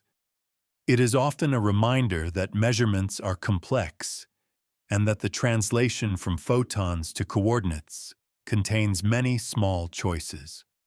A careful audit narrows those choices. It either identifies a bias that can be corrected, or it increases confidence that the residual pattern reflects a real acceleration. Only after this audit does it become responsible to treat the residuals as a dynamical signal rather than an artifact.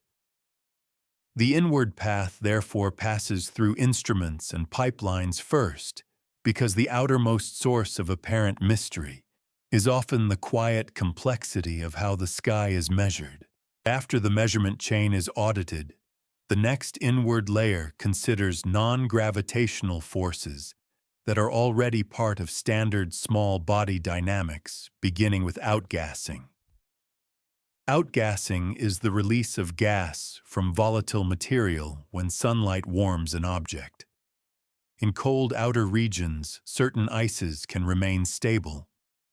As the object approaches the sun, the surface and near subsurface warm, and some ices can sublimate, meaning they pass from solid to gas without becoming liquid. The gas escapes through pores and fractures, and it can carry dust with it. This process builds a coma and sometimes a tail. It also produces thrust. The escaping gas carries momentum, and conservation of momentum requires that the nucleus receives an equal and opposite push. The push is usually tiny compared to gravity, but because it can act continuously over long intervals, it can produce measurable changes in motion. Outgassing thrust depends on several conditions.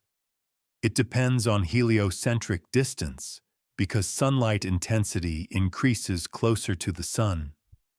It depends on which volatiles are present, because different substances sublimate at different temperatures. Water ice becomes strongly active closer to the sun, while more volatile substances can drive activity farther out. It depends on how heat is transported into the surface, which is influenced by thermal conductivity, porosity, and the presence of insulating dust layers. It also depends on the geometry of active areas. If activity is uniform over the whole surface, thrust can cancel out in different directions, producing little net acceleration. If activity is concentrated in jets or localized patches, the net thrust can be significant, and its direction can vary as the object rotates. The direction of the outgassing thrust relative to the sun is often important. Sunlight heats the sunward side more strongly, so activity often originates there. Yet the maximum gas release may lag behind the subsolar point, because the surface takes time to heat, and because heat penetrates to a depth where ices sublimate. This lag means the thrust direction can be rotated relative to the direct sunline. For rotating bodies, active areas move in and out of sunlight, and the resulting thrust averages over a rotation period. If the object rotates regularly, the average thrust can be stable. If the object tumbles or has a complex rotation, the thrust direction can change in more complicated ways. This is one reason standard orbit models sometimes struggle. A simple parameterization that assumes a smooth dependence on distance to the Sun and a fixed thrust direction can be inadequate for an object with irregular activity. To connect outgassing to trajectory, analysts use non-gravitational force models that introduce additional acceleration terms into the orbit integration. These terms are often expressed in components aligned with the object's orbital frame, such as radial transverse and normal directions. The radial component points toward or away from the Sun. The transverse component points along the direction of motion, and the normal component points out of the orbital plane. The model then assumes that each component scales with a function of heliocentric distance that approximates how sublimation varies with solar heating. The parameters are fitted to the residuals. If the fitted parameters reduce systematic residuals across the data set and improve predictions, the model is supported as a description of the motion, even if the exact physical details of jets remain unknown. Outgassing also has observational signatures beyond astrometry. A coma can be detected as an extended light distribution around the nucleus. A tail can appear, often pointing away from the Sun due to radiation pressure acting on dust, though gas tails can have different orientations. Photometry can show increased brightness as activity rises. Spectroscopy can detect emission features from certain molecules or radicals that form when sunlight breaks apart parent molecules. None of these signatures is guaranteed. A weakly active object can produce thrust with little visible coma if the gas production is low and the dust content is minimal. Conversely, a dusty coma can be bright, while the net thrust is modest if activity is distributed in a way that cancels. The inference is therefore cautious. Thrust can be present without a dramatic visual display, and a visual display does not uniquely determine thrust magnitude. An important inward step is to distinguish actual outgassing thrust from centroid shifts caused by coma asymmetry. Both can occur together. If a jet produces thrust, it also produces an asymmetric coma. The asymmetric coma can shift the measured position of the object's center of light, creating an astrometric bias that may either reinforce or oppose the dynamical effect. In careful work, analysts attempt to measure the nucleus position within the coma or to correct for expected centroid shifts. High-resolution imaging can help. So can using measurements taken in wavelengths less affected by gas emission, or using techniques that fit the inner coma profile to estimate where the nucleus lies. The goal is to ensure that the astrometry traces motion of the mass, not merely motion of the brightest dust. Outgassing behavior can also be episodic. A pocket of volatile material can be exposed suddenly as sunlight warms a weak surface layer. A small landslide, a crack opening, or a local collapse can expose fresh ice. This can cause an outburst, a sudden brightening, and increased gas release.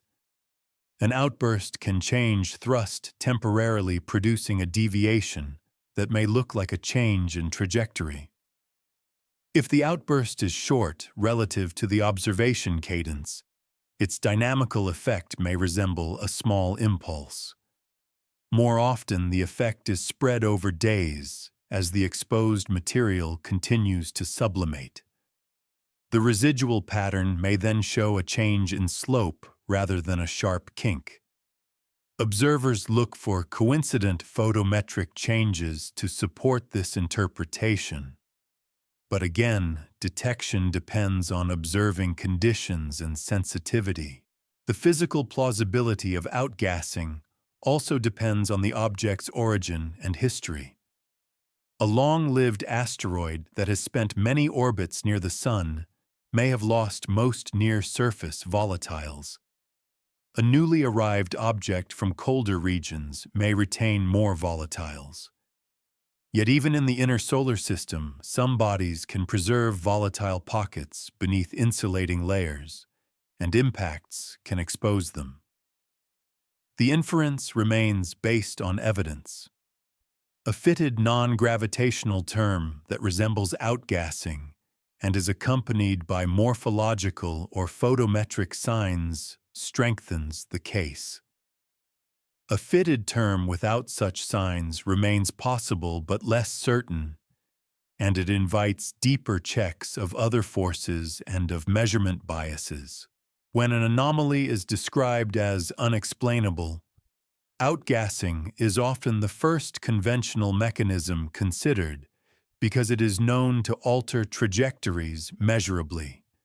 The phrase "physics cannot explain it" may reflect that a simple outgassing model fails to match the residual pattern, or that the inferred acceleration direction does not align with typical outgassing expectations. But atypical does not mean impossible. Outgassing can be anisotropic, delayed, seasonally modulated by rotation axis orientation, and altered by surface evolution. A highly oblique rotation axis can cause one hemisphere to receive more sunlight over a season, shifting activity patterns. A tumbling state can cause the thrust direction to vary.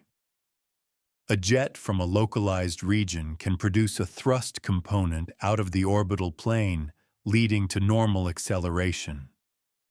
Such complexity can challenge simplified models and produce residuals that persist unless the model is made more detailed. The inward motion in this region remains grounded.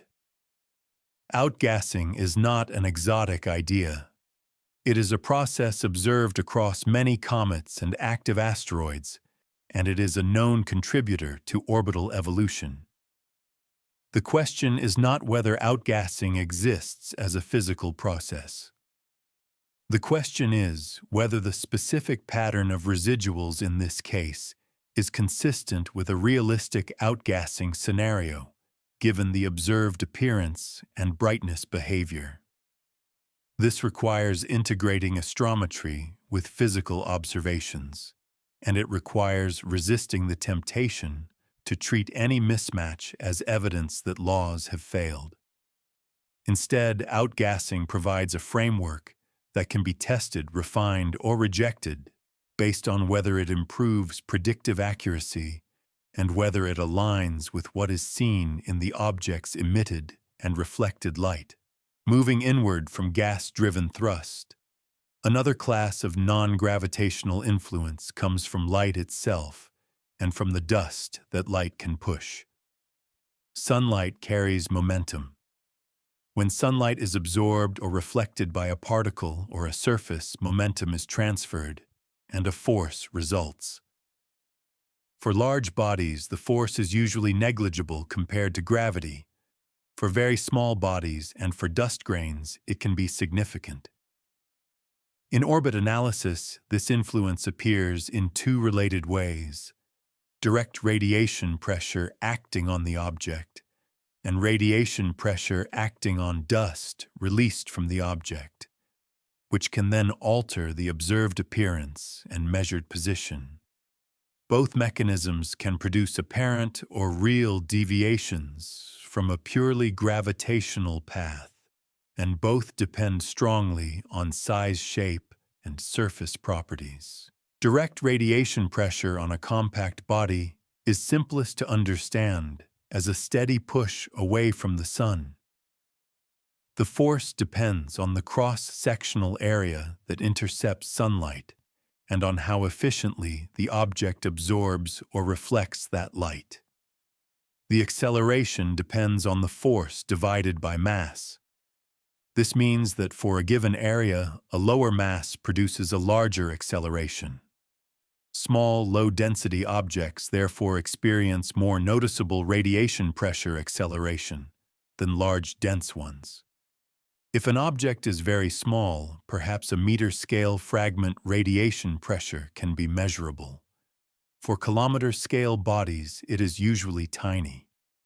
Yet size is not always known precisely from brightness alone, because brightness depends on reflectivity and on whether the object is surrounded by dust.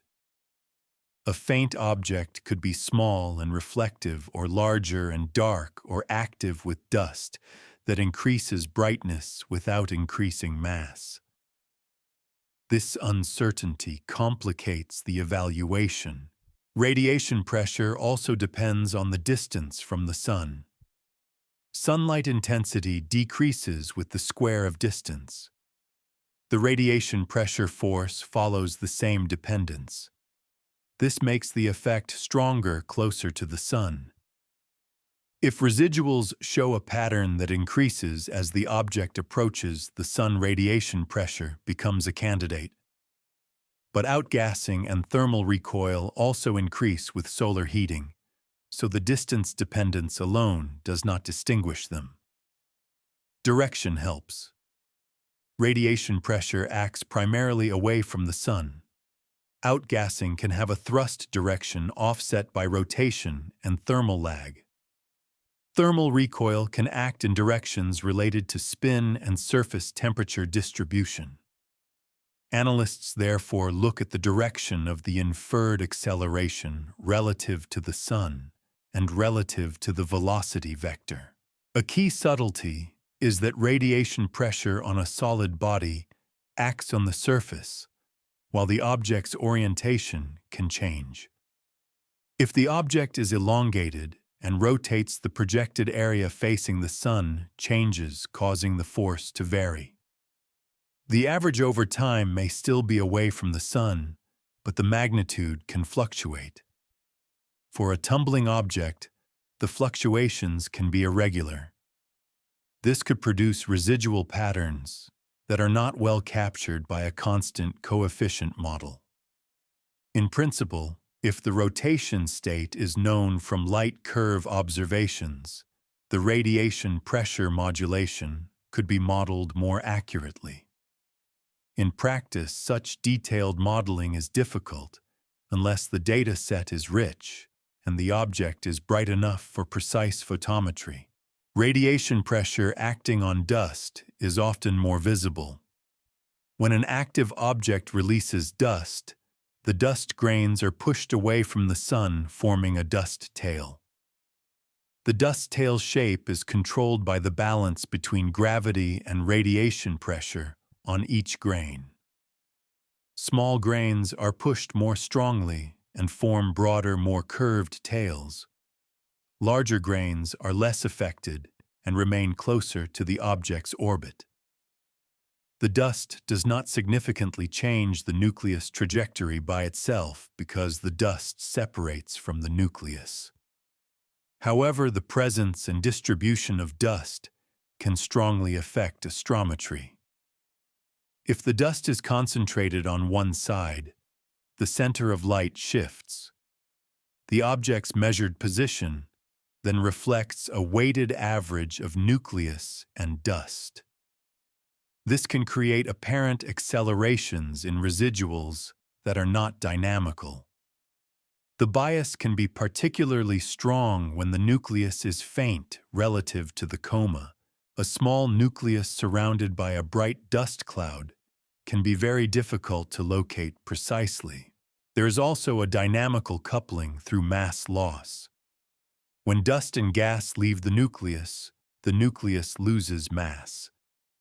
Mass loss by itself does not cause acceleration unless it is directional, but it can change how radiation pressure and thermal effects act because it changes the mass and potentially the surface properties. In addition, if dust loss is highly anisotropic, it reflects underlying anisotropic outgassing or mechanical ejection that does impart thrust. In this sense, dust is both a tracer and a contributor. It traces the activity that may be pushing the nucleus, and it contributes to the observed appearance that can bias the measured position. To assess radiation pressure, analysts often consider the area-to-mass ratio implied by the measured acceleration. A small acceleration away from the Sun can be produced by radiation pressure if the object has a sufficiently large area per unit mass. For a typical dense rock, the area-to-mass ratio is small, so the acceleration would be tiny.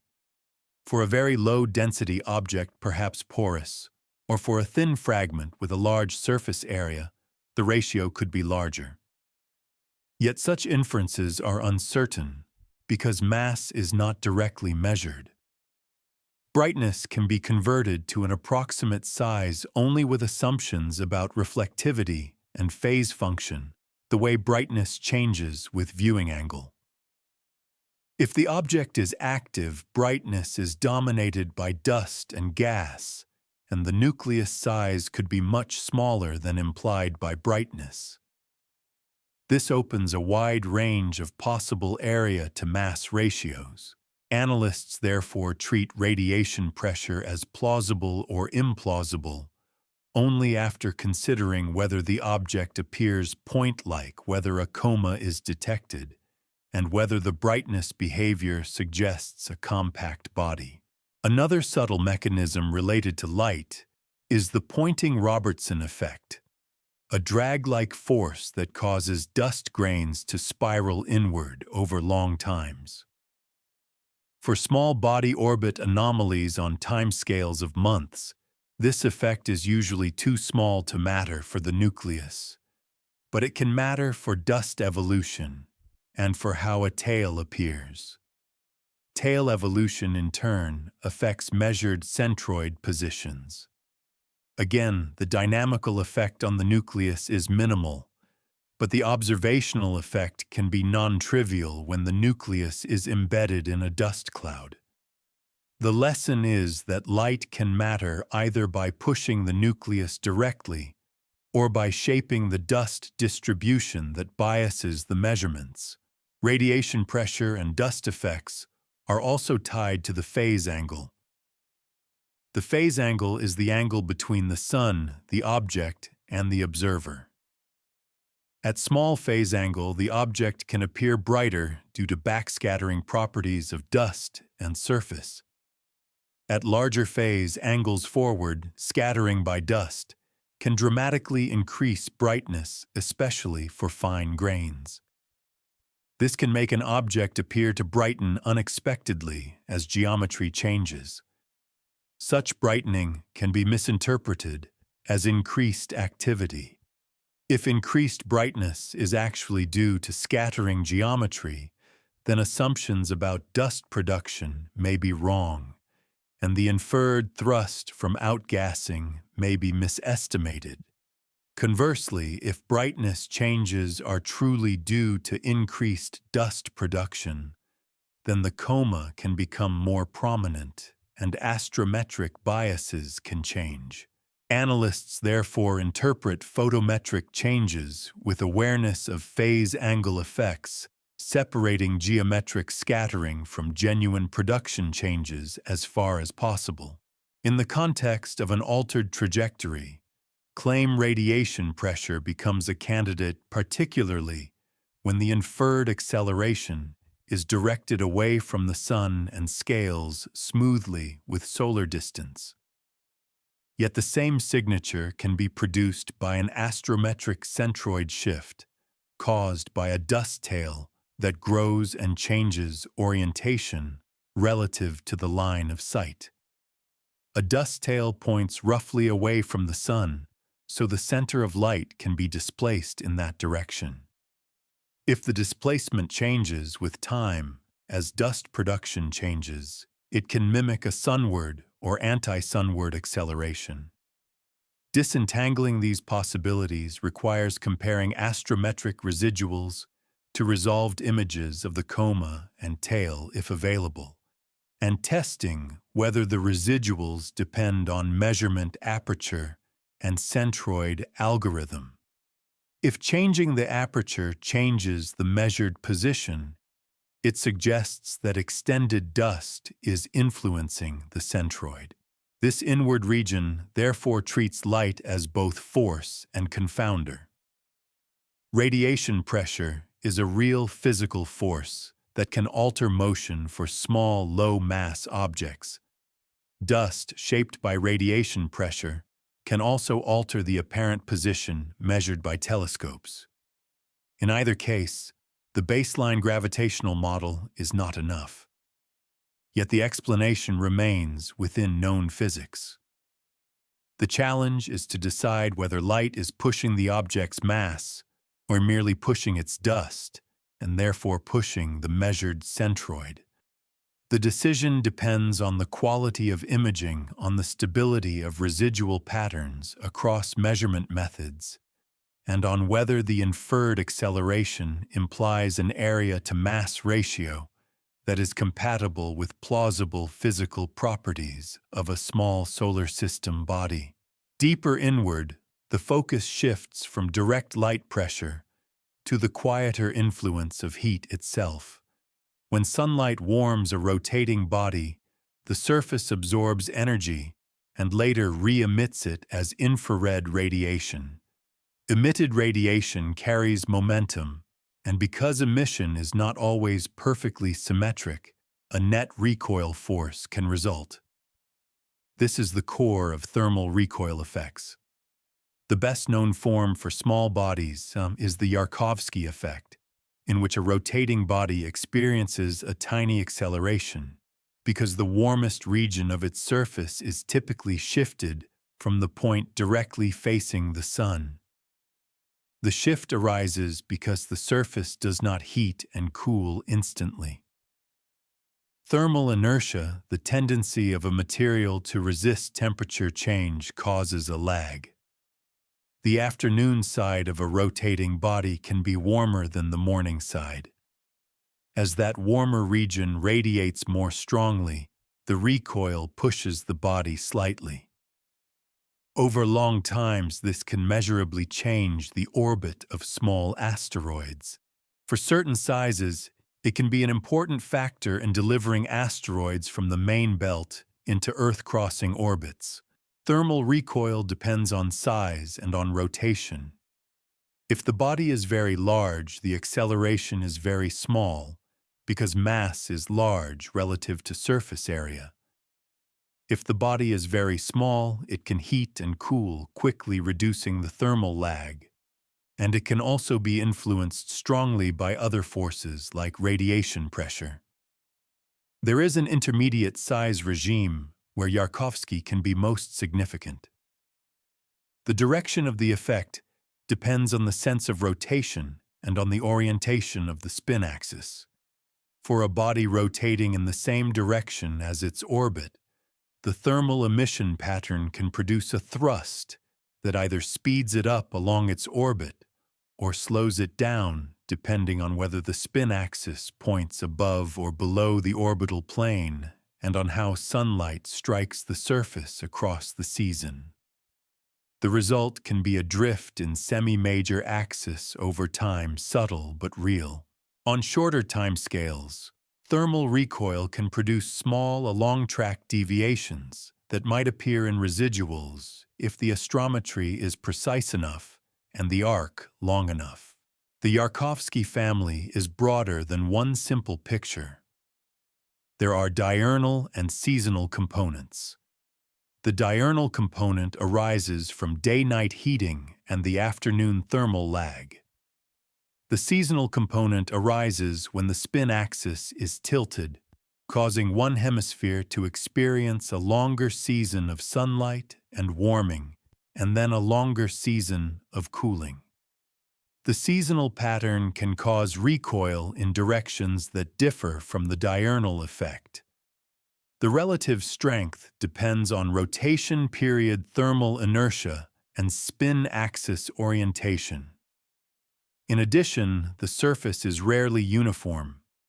Boulders, regolith, and dust layers have different thermal properties. A patchwork surface can produce complex emission patterns that change as the body rotates.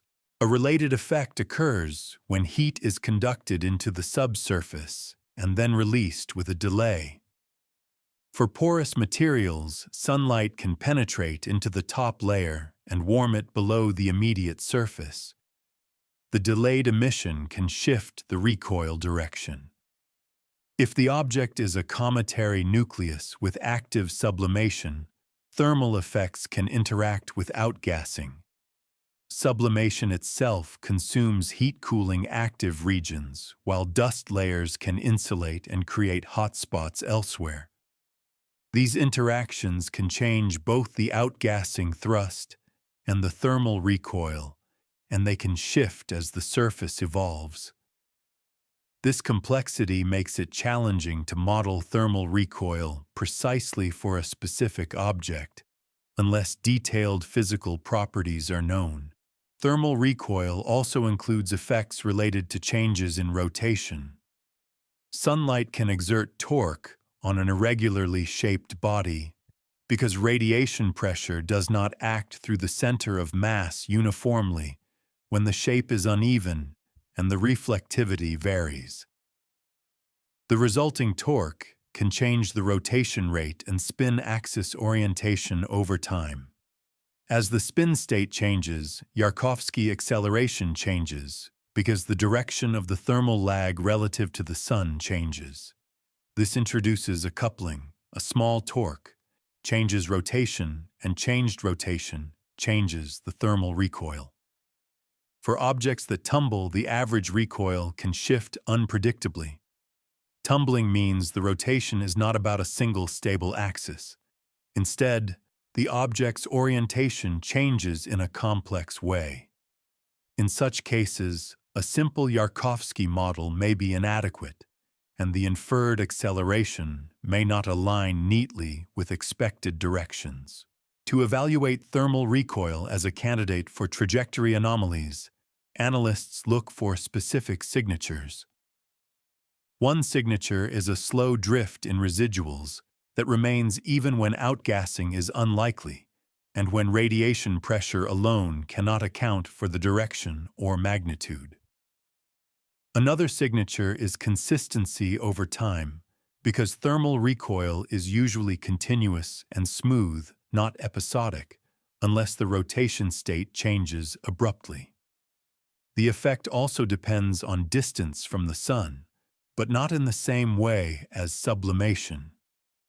Thermal emission scales with absorbed solar energy, but the thermal lag and recoil direction depend on material properties and rotation. This can produce distance dependence that is smoother and less steep than that of strong, volatile sublimation. If residuals show a gentle, consistent drift over months with little evidence of activity, thermal recoil becomes more plausible. Yet uncertainty remains because the physical inputs are often unknown. Thermal inertia is rarely measured directly for a newly discovered small body. It can sometimes be inferred from infrared observations, but those require favorable conditions and sensitive instruments. Rotation state can be inferred from light curves if the object is bright enough and the observational cadence sufficient. Light curves show periodic brightness variations as the object rotates. A stable period suggests a stable spin. A complex or changing pattern suggests tumbling. Even with a light curve, the spin axis orientation is hard to determine without extensive data. Surface roughness and albedo reflectivity also affect heating.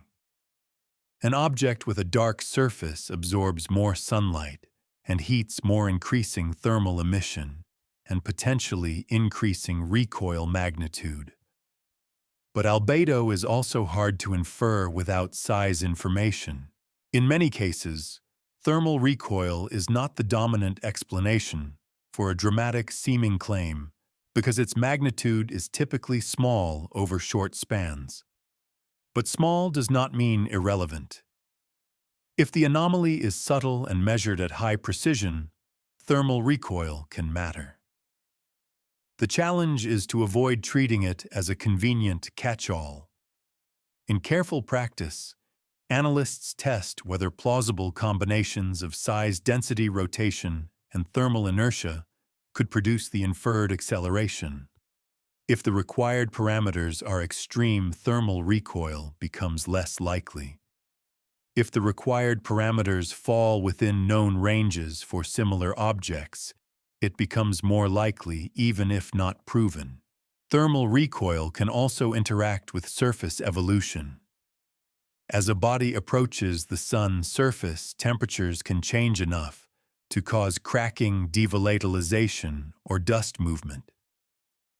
Dust can migrate to cooler regions, changing local thermal properties. A new dust layer can insulate underlying material, increasing thermal lag. An exposed rocky patch can increase thermal conduction. These changes can shift Yarkovsky magnitude and direction over time.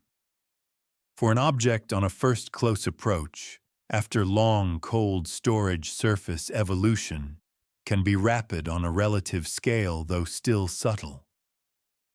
Such changes could lead to a slow drift that is not perfectly constant. In the context of an object whose trajectory is said to be altered beyond explanation, thermal recoil serves as a reminder that physics includes mechanisms that are gentle and cumulative. A small mismatch between a gravity-only orbit and observations does not require new laws. It can arise from the steady push of infrared photons emitted a little out of balance, guided by rotation and material response. Yet thermal recoil is also a mechanism that demands humility because it is hard to quantify without more data. It can be evaluated as plausible, constrained by reasonable physical parameters, and tested against observations that reveal size, rotation, and thermal properties. As the analysis moves inward, thermal recoil stands between the more visible activity-driven thrust and the deeper complications of shape and spin, linking the object's physical character to its dynamical behavior through the quiet exchange of heat and momentum. The inward path now reaches the object's rotation state and shape, because many small forces depend not only on how much energy arrives from the sun, but on how that energy is distributed across an irregular body as it turns. A perfectly spherical object with uniform surface properties tends to average forces symmetrically. Real small bodies are rarely like that. They are lumpy, elongated, sometimes bilobed, sometimes covered in boulders and dust, sometimes fractured and porous. Their spin can be stable, slow, fast, or chaotic. This physical complexity does not merely decorate the object. It changes how forces act and how those forces project into measurable deviations in the trajectory. Rotation state is often inferred from photometric light curves. As the object rotates, its projected area and surface brightness pattern change, causing the observed brightness to vary periodically. A simple repeating pattern suggests a principal axis rotation, meaning the object spins around a stable axis. A more complex pattern with multiple periods or irregularities suggests non-principal axis rotation, commonly called tumbling. Tumbling means the object's orientation evolves in a more complicated way, and the relationship between the sun direction and surface features changes from one rotation to the next. For force modeling, tumbling is a challenge because it can average or randomize certain effects. A jet that points in a particular body-fixed direction will not always point the same way in space if the body's spin is unstable. Thermal recoil depends on where the warmest region is relative to the sun and to the spin and tumbling changes that continuously. Shape is coupled to rotation through inertia. An elongated object has different moments of inertia along different axes. Collisions outgassing jets or radiation torques can shift it into tumbling if the rotational energy is distributed among axes. Over time, internal friction can damp tumbling back into a stable rotation, but the damping timescale can be long for small, rigid bodies and can be shorter for rubble piles with internal movement. The physical structure matters. A rubble pile is a gravitational aggregate of rocks and dust held together loosely. Such bodies can dissipate energy through internal rearrangements. A monolithic fragment can behave more rigidly. In a newly discovered object, structure is usually unknown. Yet structure influences how easily spin changes and how stable a modeled force direction can be. Irregular shape also changes how sunlight is absorbed and emitted. Concavities create self-shadowing. Rough surfaces present facets at many orientations. A facet facing the sun heats while a neighboring facet in shadow remains cooler. As the object rotates, the pattern of heating can shift abruptly when a facet moves into sunlight. This can change thermal emission anisotropy and therefore thermal recoil. If the body has a high thermal inertia, these changes are smoothed by slow heating and cooling. If thermal inertia is low, the surface responds quickly, producing a more immediate relation between illumination and emission. Either way, irregular shape increases the complexity of the net recoil force. A simple model that assumes a smooth temperature distribution may fail to capture the true behavior. Shape also influences outgassing if volatile patches exist. Gas escapes more readily from regions with fractures, cliffs, or porous vents. An irregular body can channel gas into collimated jets. If a jet emerges from a specific area, its direction in the body frame is fixed, but its direction in space depends on rotation. For a stable rotation, the jet sweeps out a cone in space, and the time-averaged thrust depends on how the jet is illuminated and on how the rotation axis is oriented relative to the sun. For tumbling, the jet direction in space can wander, potentially reducing net thrust or producing variable thrust. This can create residual patterns that vary over time. It can also make a standard non-gravitational model with fixed components inadequate. Another inward complication is the way rotation can change due to torques. Radiation pressure can exert torque on an irregular body when the distribution of reflected and emitted photons is asymmetric. Outgassing jets can exert torque, as gas leaves the surface often with a lever arm relative to the center of mass. These torques can spin the object up or down and can tilt its spin axis. Over time, a change in spin axis orientation changes which regions receive more sunlight, which changes outgassing patterns, which changes thrust. The system becomes a feedback loop. In some cases, spin up can lead to mass shedding if centrifugal forces overcome local cohesion. Mass shedding can release dust and change brightness. It can also alter the object's shape, changing the torque environment. Such processes are complex, but remain within known mechanics of rotating bodies. Rotation complicates trajectory modeling Because force direction in inertial space depends on orientation. A purely gravitational orbit model does not need orientation. A non-gravitational model often assumes that the extra acceleration aligns with certain orbital frame directions and scales smoothly with solar distance. This is an approximation that works well for many comets, because the net effect of many jets and rotation averages into a relatively stable pattern. For an object with unusual rotation, or with a single dominant active region, the approximation can fail. The residuals may show changes in direction that a simple model cannot capture. Analysts then must decide whether to add more parameters, which risks overfitting, or whether to seek additional physical constraints, such as rotation period and axis orientation, to guide a more realistic model. The object's shape also affects how its position is measured. If the object is unresolved, shape does not directly affect astrometry, but it affects brightness and therefore signal to noise. If the object is slightly resolved or trailed, shape can influence the light distribution, shifting the centroid.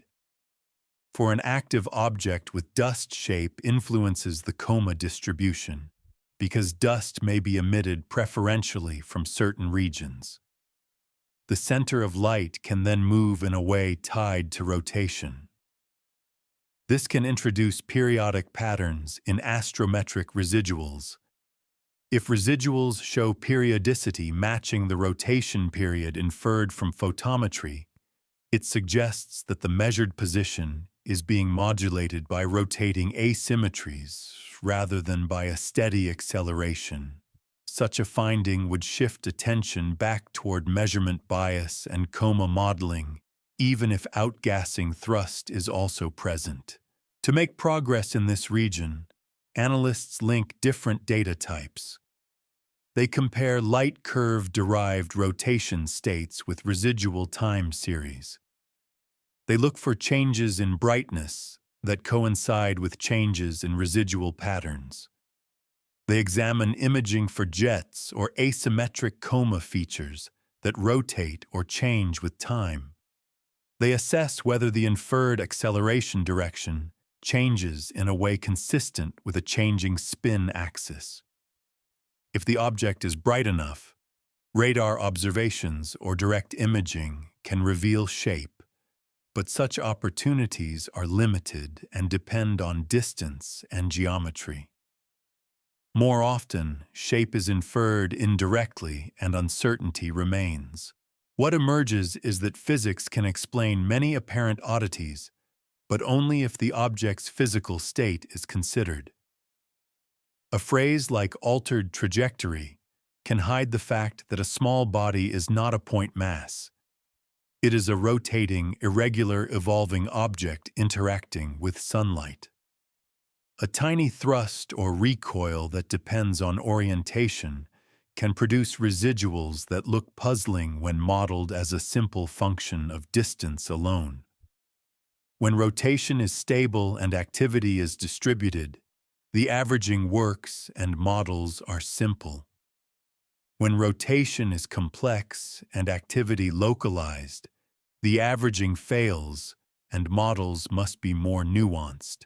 This inward region does not resolve the motion by itself, but it changes what it means to say a model fails. The failure may not be a failure of physical law.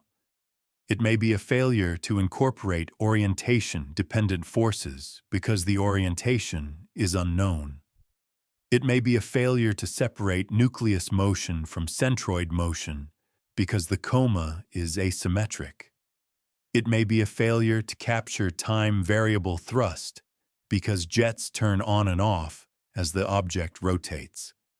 Understanding these possibilities requires keeping the physical body in view, not just the orbit. In that sense, the trajectory is not only a path through space, It is a record of how an irregular spinning object exchanges momentum with light and gas as it moves, and how that exchange is filtered through measurement methods that see brightness before they see mass. Before concluding that a small body's residuals require unfamiliar forces, the next inward layer checks whether ordinary gravity might still be missing something. The baseline includes the Sun and planets, but the solar system is not empty between them. Many smaller masses exist, and certain configurations can produce perturbations that are small yet measurable. The first question is whether any close encounter has occurred or is occurring. A close encounter means the object passes near a planet, a large moon, or another massive body closely enough that the gravitational tug noticeably bends the trajectory.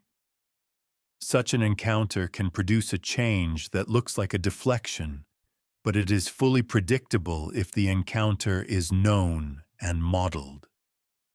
The difficulty is that a close encounter can be overlooked if the preliminary orbit is uncertain or if the object's path brings it near a body that is not included in a simplified model. In the inner solar system, the major planets are well tracked, and their masses are known to high precision.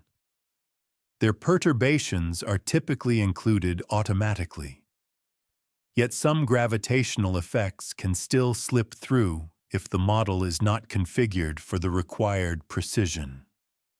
For example, the influence of large asteroids can matter for precise orbit work in certain regions. The most massive asteroids are concentrated in the main belt. For an object passing through or near that region, neglecting their combined influence could create small residuals over long arcs. The influence of a single large asteroid is generally much smaller than that of a planet, but when measurement precision is high, small terms can become relevant.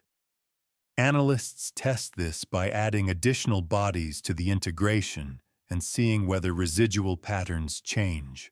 If the anomaly disappears when additional known masses are included, the explanation returns to gravity not because gravity is new, but because the baseline was incomplete. Hidden perturbers are also considered more broadly.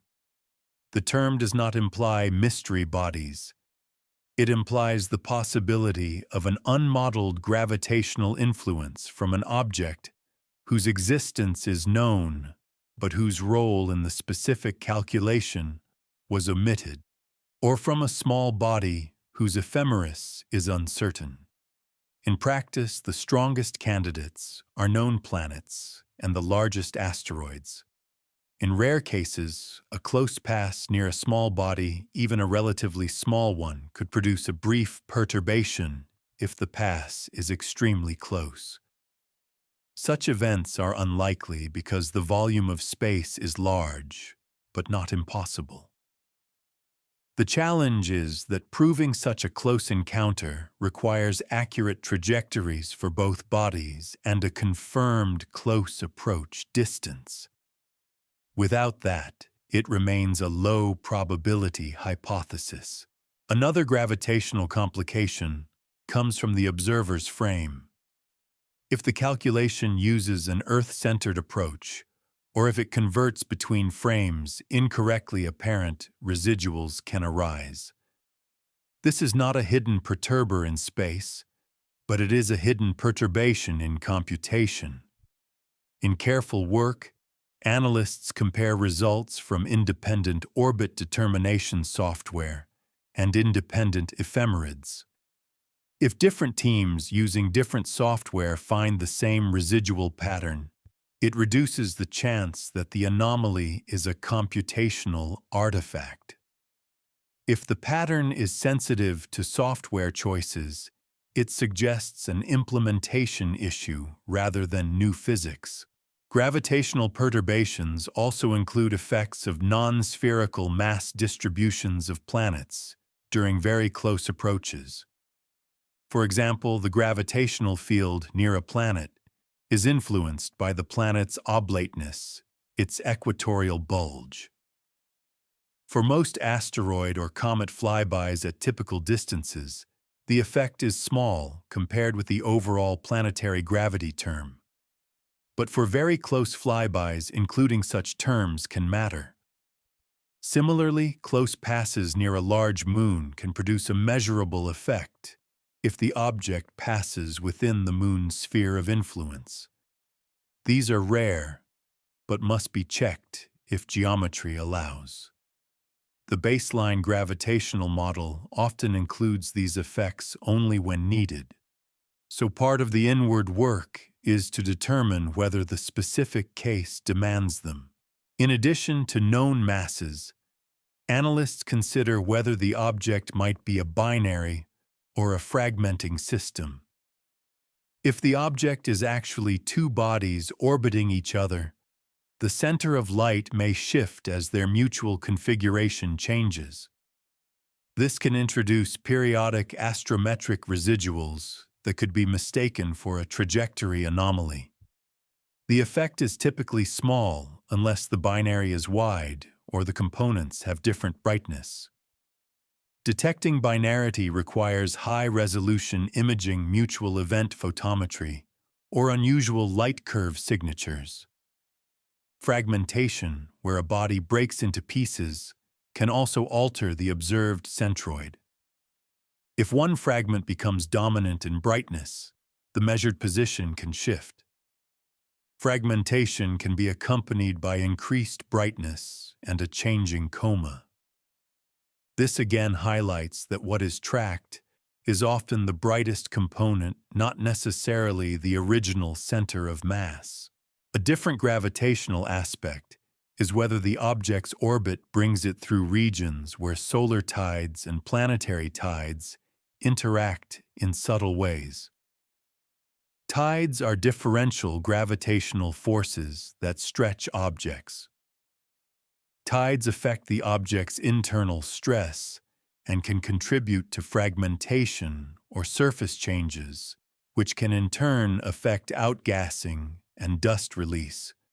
The tidal force does not directly accelerate the center of mass in a way that changes the orbit, because the center of mass motion still follows gravitational dynamics. But tides can cause physical changes that lead to non-gravitational forces. In that sense, gravity can be the upstream cause of an apparent non-gravitational anomaly through physical evolution. This pathway remains within physics, but involves a chain of effects rather than a direct tug. The inward check for gravitational completeness also includes the possibility of an encounter with a ring system or dust environment around a planet. Passing through a diffuse ring could produce drag forces or collisions with particles, potentially altering the object's motion or its activity. However, this is highly dependent on the object's path and is usually relevant only near the giant planets. For a typical inner solar system object, such interactions are unlikely. Still, the principle remains: if the orbit passes near a complex environment, the environment must be considered.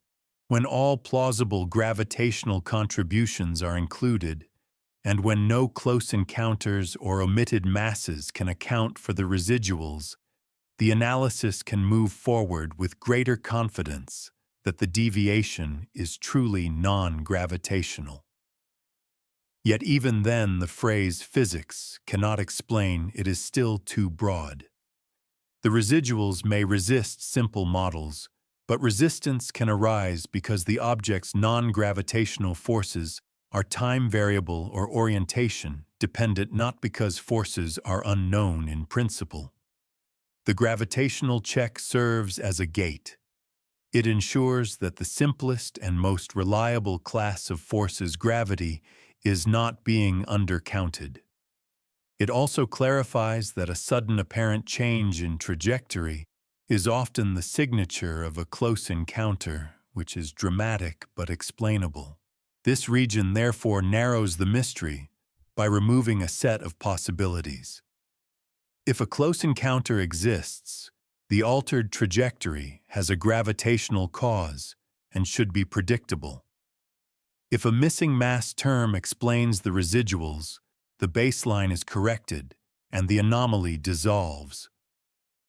If computational frame errors are found, the anomaly was in the arithmetic rather than in the sky.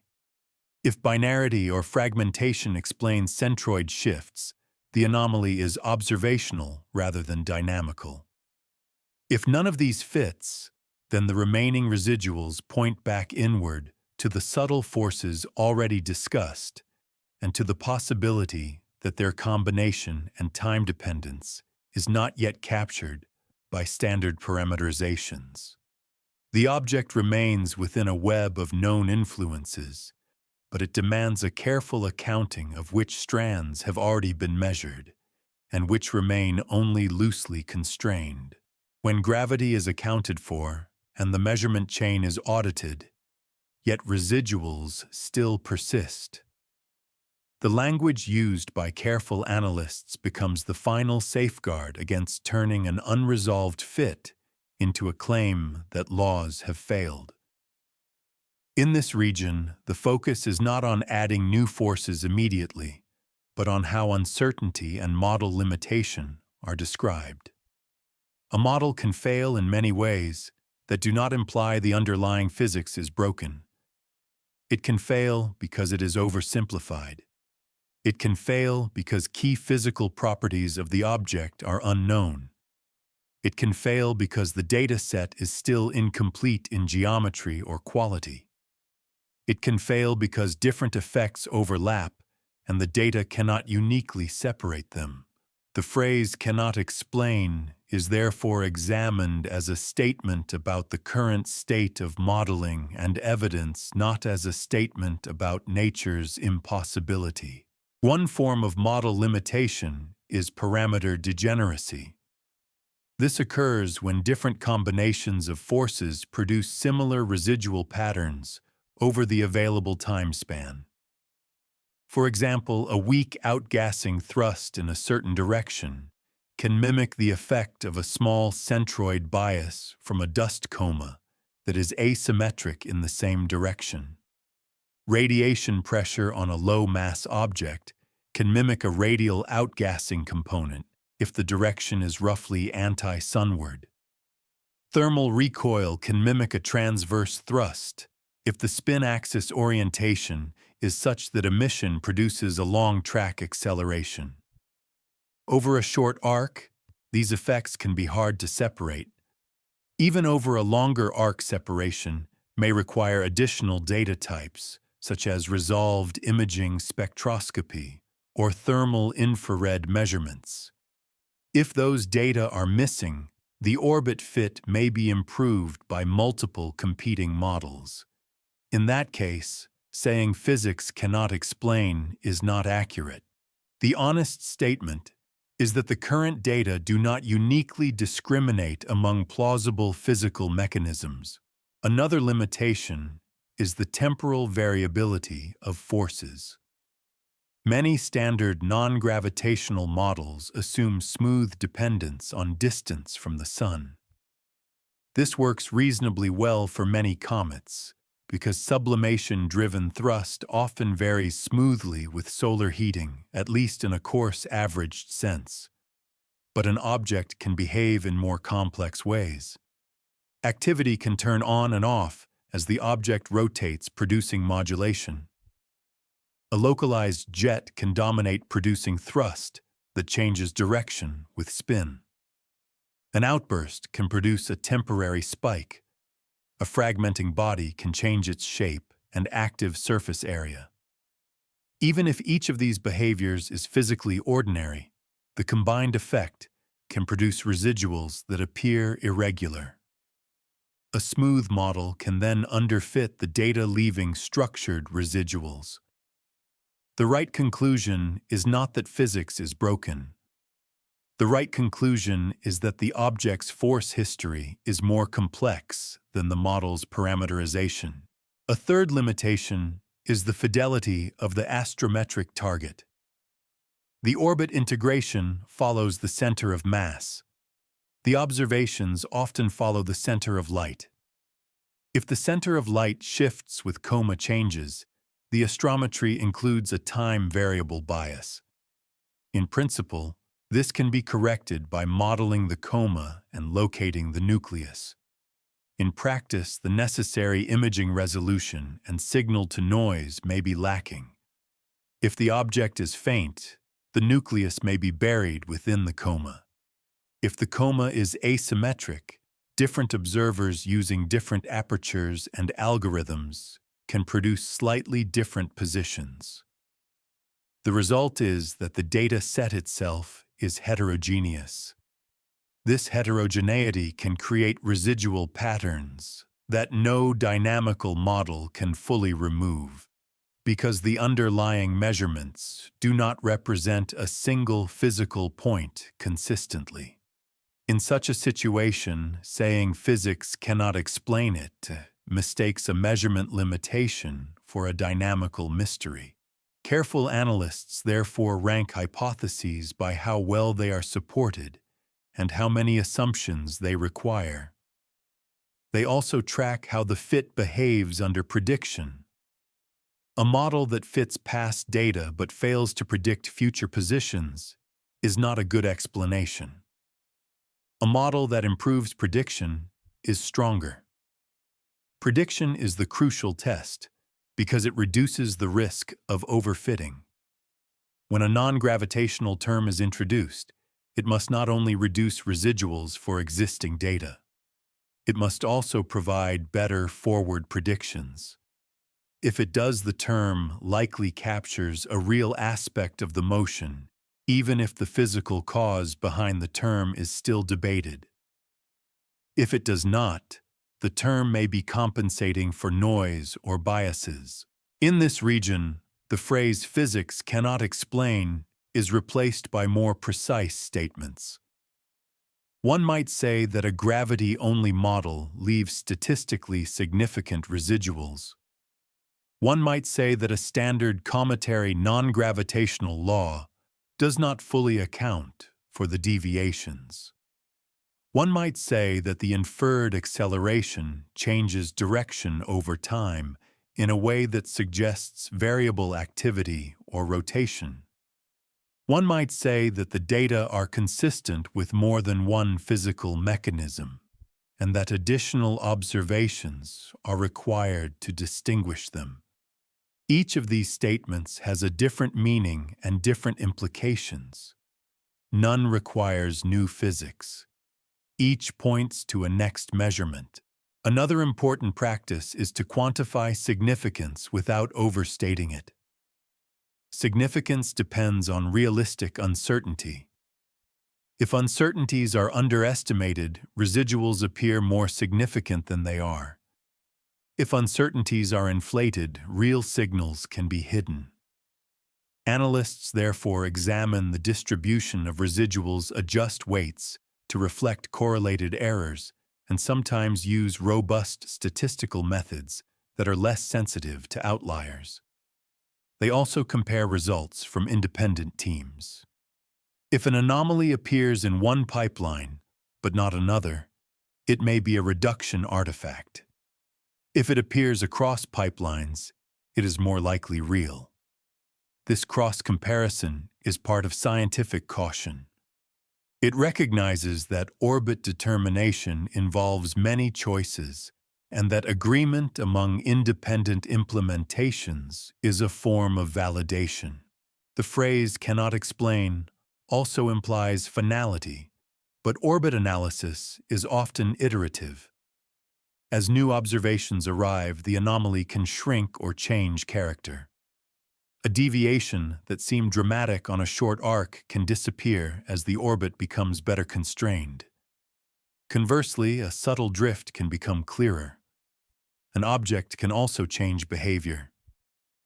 Activity can decline, causing non-gravitational terms to weaken. A coma can dissipate, making astrometry cleaner. In such evolving conditions, any statement about what physics can or cannot explain must be tied to a specific time window and a specific data set. Otherwise, the statement floats free of context. In this region, the analysis also recognizes the human tendency to interpret residuals as mysteries. Residuals are compelling because they are the difference between expectation and observation. Yet differences are common in science, and most are resolved by improving models or measurements. The disciplined posture is to treat residuals as clues rather than as contradictions. A residual pattern may indicate outgassing. It may indicate radiation pressure. It may indicate thermal recoil. It may indicate centroid bias. It may indicate a combination. Each candidate has testable consequences. Outgassing should correlate with activity indicators. Radiation pressure should imply a plausible area to mass ratio and should act away from the sun. Thermal recoil should relate to rotation and thermal properties. Centroid bias should depend on aperture and imaging morphology. The correct response is to design observations that can test these consequences. As this inward region concludes, the apparent boundary between explainable and unexplainable is reframed. The boundary is not between physics and non-physics. It is between what is constrained and what is not yet constrained. Physics provides many mechanisms that can produce small accelerations. The challenge is to determine which mechanism applies in a particular case with the available data. If the data are insufficient, the honest outcome is uncertainty. Uncertainty is not failure. It is the state that motivates further measurement. Thus, when a trajectory is said to be altered and not explained, the most careful interpretation is that the current models and measurements do not yet fully account for the observed residuals within realistic uncertainties. The next step is not to abandon physics. It is to tighten constraints by extending the arc, improving imaging, measuring spectra, refining rotation state, and testing model predictions against new observations. The inward path reaches its most concrete level when it asks what the object is physically and what tests can be applied next. Because explanation in this context is not a single sentence. It is a set of constraints that narrow until only a few mechanisms remain. The object is first treated as a body with mass, surface temperature response, and potential volatiles. Even without direct sampling, certain properties can be bounded. The brightness and its variation over time provide clues about size, shape, and rotation. The presence or absence of a coma, even a weak one, provides clues about activity. Spectral measurements, if obtained, provide clues about composition, or at least about the presence of gas species. Thermal infrared observations, if available, provide clues about size and albedo by separating reflected sunlight from emitted heat. Radar observations, if geometry allows, provide direct constraints on size, shape, and rotation. Each constraint is a step inward, turning a generic small body into a specific object with a narrower range of plausible behaviors. A practical physical picture begins by separating nucleus-dominated light from coma-dominated light. If imaging shows the object remains point-like under high resolution and high signal-to-noise conditions, the nucleus likely dominates, and centroid bias from dust is reduced. If imaging shows extended structure, then the measured position is potentially affected by that structure. In such cases, one test is to measure positions using different apertures or fitting methods. If the measured position shifts when the aperture changes, extended, light is influencing the centroid. This indicates that a portion of the residual pattern may be observational rather than dynamical. Another test is to attempt nucleus extraction by fitting the inner coma profile and subtracting a point spread function, allowing a better estimate of the nucleus location. If such methods reduce residuals, they point toward centroid bias as a major contributor. If the object shows signs of activity, the next physical question is which volatile could be driving it at the observed distance from the Sun. Activity far from the Sun suggests more volatile substances than water, while activity closer in can be driven by water ice. Spectroscopy can search for gas emission features or for continuum slopes consistent with dust. Even when gas lines are not detected, upper limits can be set constraining how much gas is produced. These constraints can be compared with the acceleration inferred from orbit fitting. If the required gas production to produce the measured thrust is far above the observed limits, then outgassing thrust becomes less likely, as the main driver, or the thrust, must be produced by a different mechanism such as directional emission from a small active area that is hard to detect spectroscopically. If the required production is compatible with limits and the object shows coma behavior, outgassing becomes more plausible. If activity is weak or absent, radiation pressure and thermal recoil move higher in priority. To evaluate radiation pressure, the key physical quantity is the area-to-mass ratio. Thermal infrared observations can help estimate size by measuring heat emission. If size is constrained, and if density can be bounded by plausible ranges for rock or porous material, mass can be estimated. With size and mass in hand, area-to-mass ratio can be computed, and the expected radiation pressure acceleration can be compared with the inferred acceleration. If the inferred acceleration requires an implausibly low density or an implausibly thin structure, radiation pressure becomes less likely. If the required parameters are plausible, radiation pressure remains in play. Similarly, to evaluate thermal recoil, constraints on rotation period and spin axis orientation are helpful. Light curves provide period. Longer campaigns with varying viewing geometries can provide hints about spin axis. Thermal inertia can be constrained by infrared measurements at different phase angles or times. If the inferred acceleration aligns with a plausible Yarkovsky scenario given rotation and thermal properties, thermal recoil becomes a viable explanation. Rotation itself can be tested more deeply. High-cadence photometry over many nights can reveal whether the rotation period is stable or whether the object tumbles.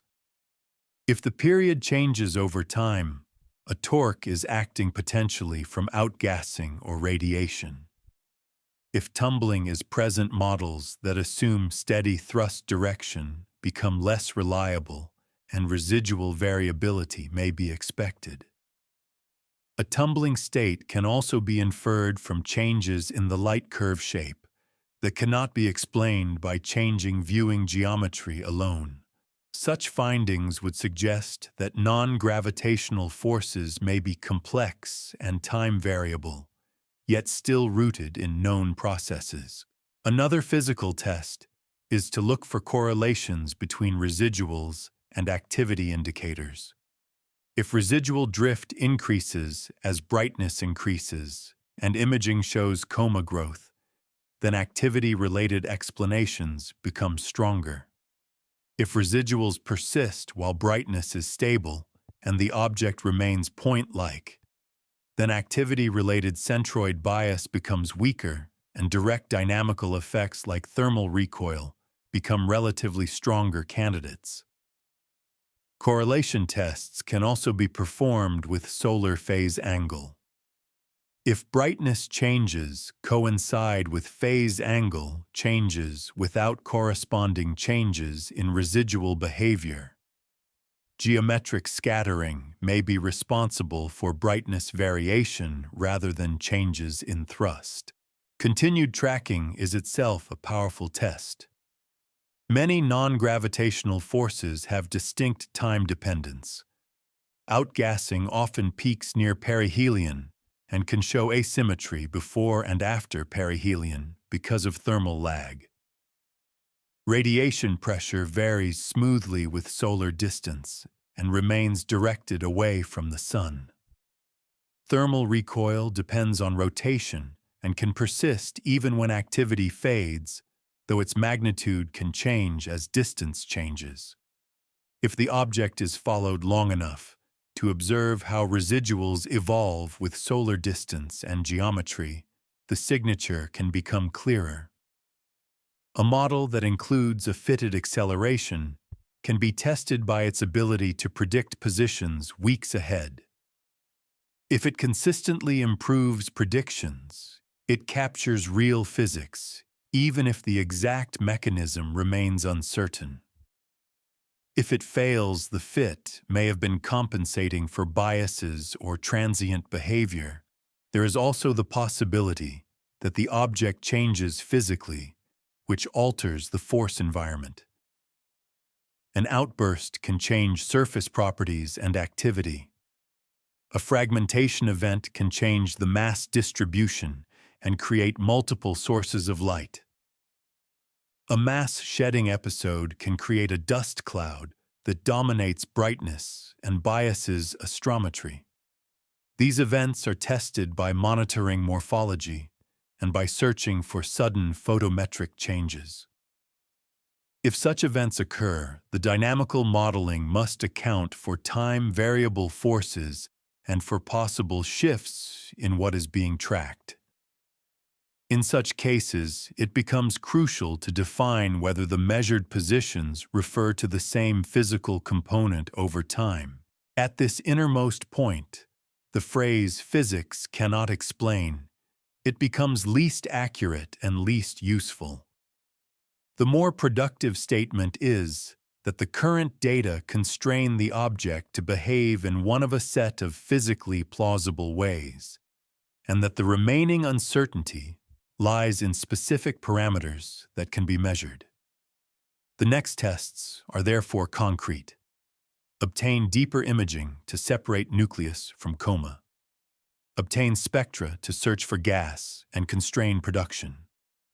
Obtain light curves to characterize rotation and possible tumbling. Obtain thermal observations to estimate size and albedo. Extend the astrometric arc to test whether a fitted acceleration improves prediction over time. Compare independent reductions and independent orbit fits to ensure robustness. Each test moves from broad assertion toward measurable constraint. In this way, the object's trajectory is not merely a curve that needs explaining. It becomes a probe of surface physics, thermal response, and activity. The explanation is not a single mechanism chosen by preference. It is the intersection of dynamical evidence and physical observation. When that intersection is narrow enough, the anomaly stops being a headline and becomes a quantified acceleration tied to a plausible physical cause. Even if uncertainty remains, the uncertainty can be stated precisely as a range of accelerations, a range of sizes, a range of possible thrust mechanisms. The inward journey ends with this clarity motion that appears puzzling at first, often becomes ordinary when the object is described not as a point moving through space, but as a physical body interacting with sunlight heat and its own evolving surface. and when each component of that interaction is tested with observations designed to reduce ambiguity rather than to amplify surprise. As the observations continue, the object remains a small moving point that becomes a set of constraints rather than a riddle. The sky provides angles, times brightness, and shape in the image, and each of those measurements is filtered through instruments, catalogs, atmosphere, and reduction choices. When the orbit is stable enough that new points no longer move the solution in large jumps, any remaining drift between prediction and measurement becomes a measured signal with a size, a direction, and a dependence on time. That signal may belong to the object's motion, or it may belong to the way the object's light is distributed, and the difference matters. If the residual pattern tracks brightness and coma growth, the measurements likely carry the imprint of dust and gas, and the center of light may not sit on the center of mass. If the residuals persist when the object looks point-like and stable, the emphasis shifts toward forces that act on the body itself, such as weak outgassing from a small patch radiation pressure on an unusually high area-to-mass body, or thermal recoil shaped by rotation and surface properties. The phrase that physics cannot explain is replaced by a more careful posture. The current model set does not yet fit the current data within realistic uncertainty, and the missing piece may be a known mechanism whose parameters are not yet measured. Each candidate mechanism suggests a practical test. Deeper imaging can reveal whether a coma exists and whether its asymmetry could bias astrometry. Spectra can detect or constrain gas that would support outgassing thrust. Light curves can reveal stable rotation or tumbling that would complicate force direction. Thermal measurements can constrain size and albedo-tightening mass estimates and the plausibility of radiation pressure or thermal recoil. Continued astrometry can test prediction, the strictest measure of whether an added acceleration term represents a real effect. In this steady, layered approach, surprise gives way to accounting. The object's path becomes a record of small forces acting over time, and the limits of explanation become specific rather than absolute. The work continues until residuals either dissolve into the known imperfections of measurement or remain as a quantified acceleration that points to a constrained physical cause. Either outcome is a form of clarity reached by moving patiently inward from the sky's first detection to the object's physical character, one tested layer at a time.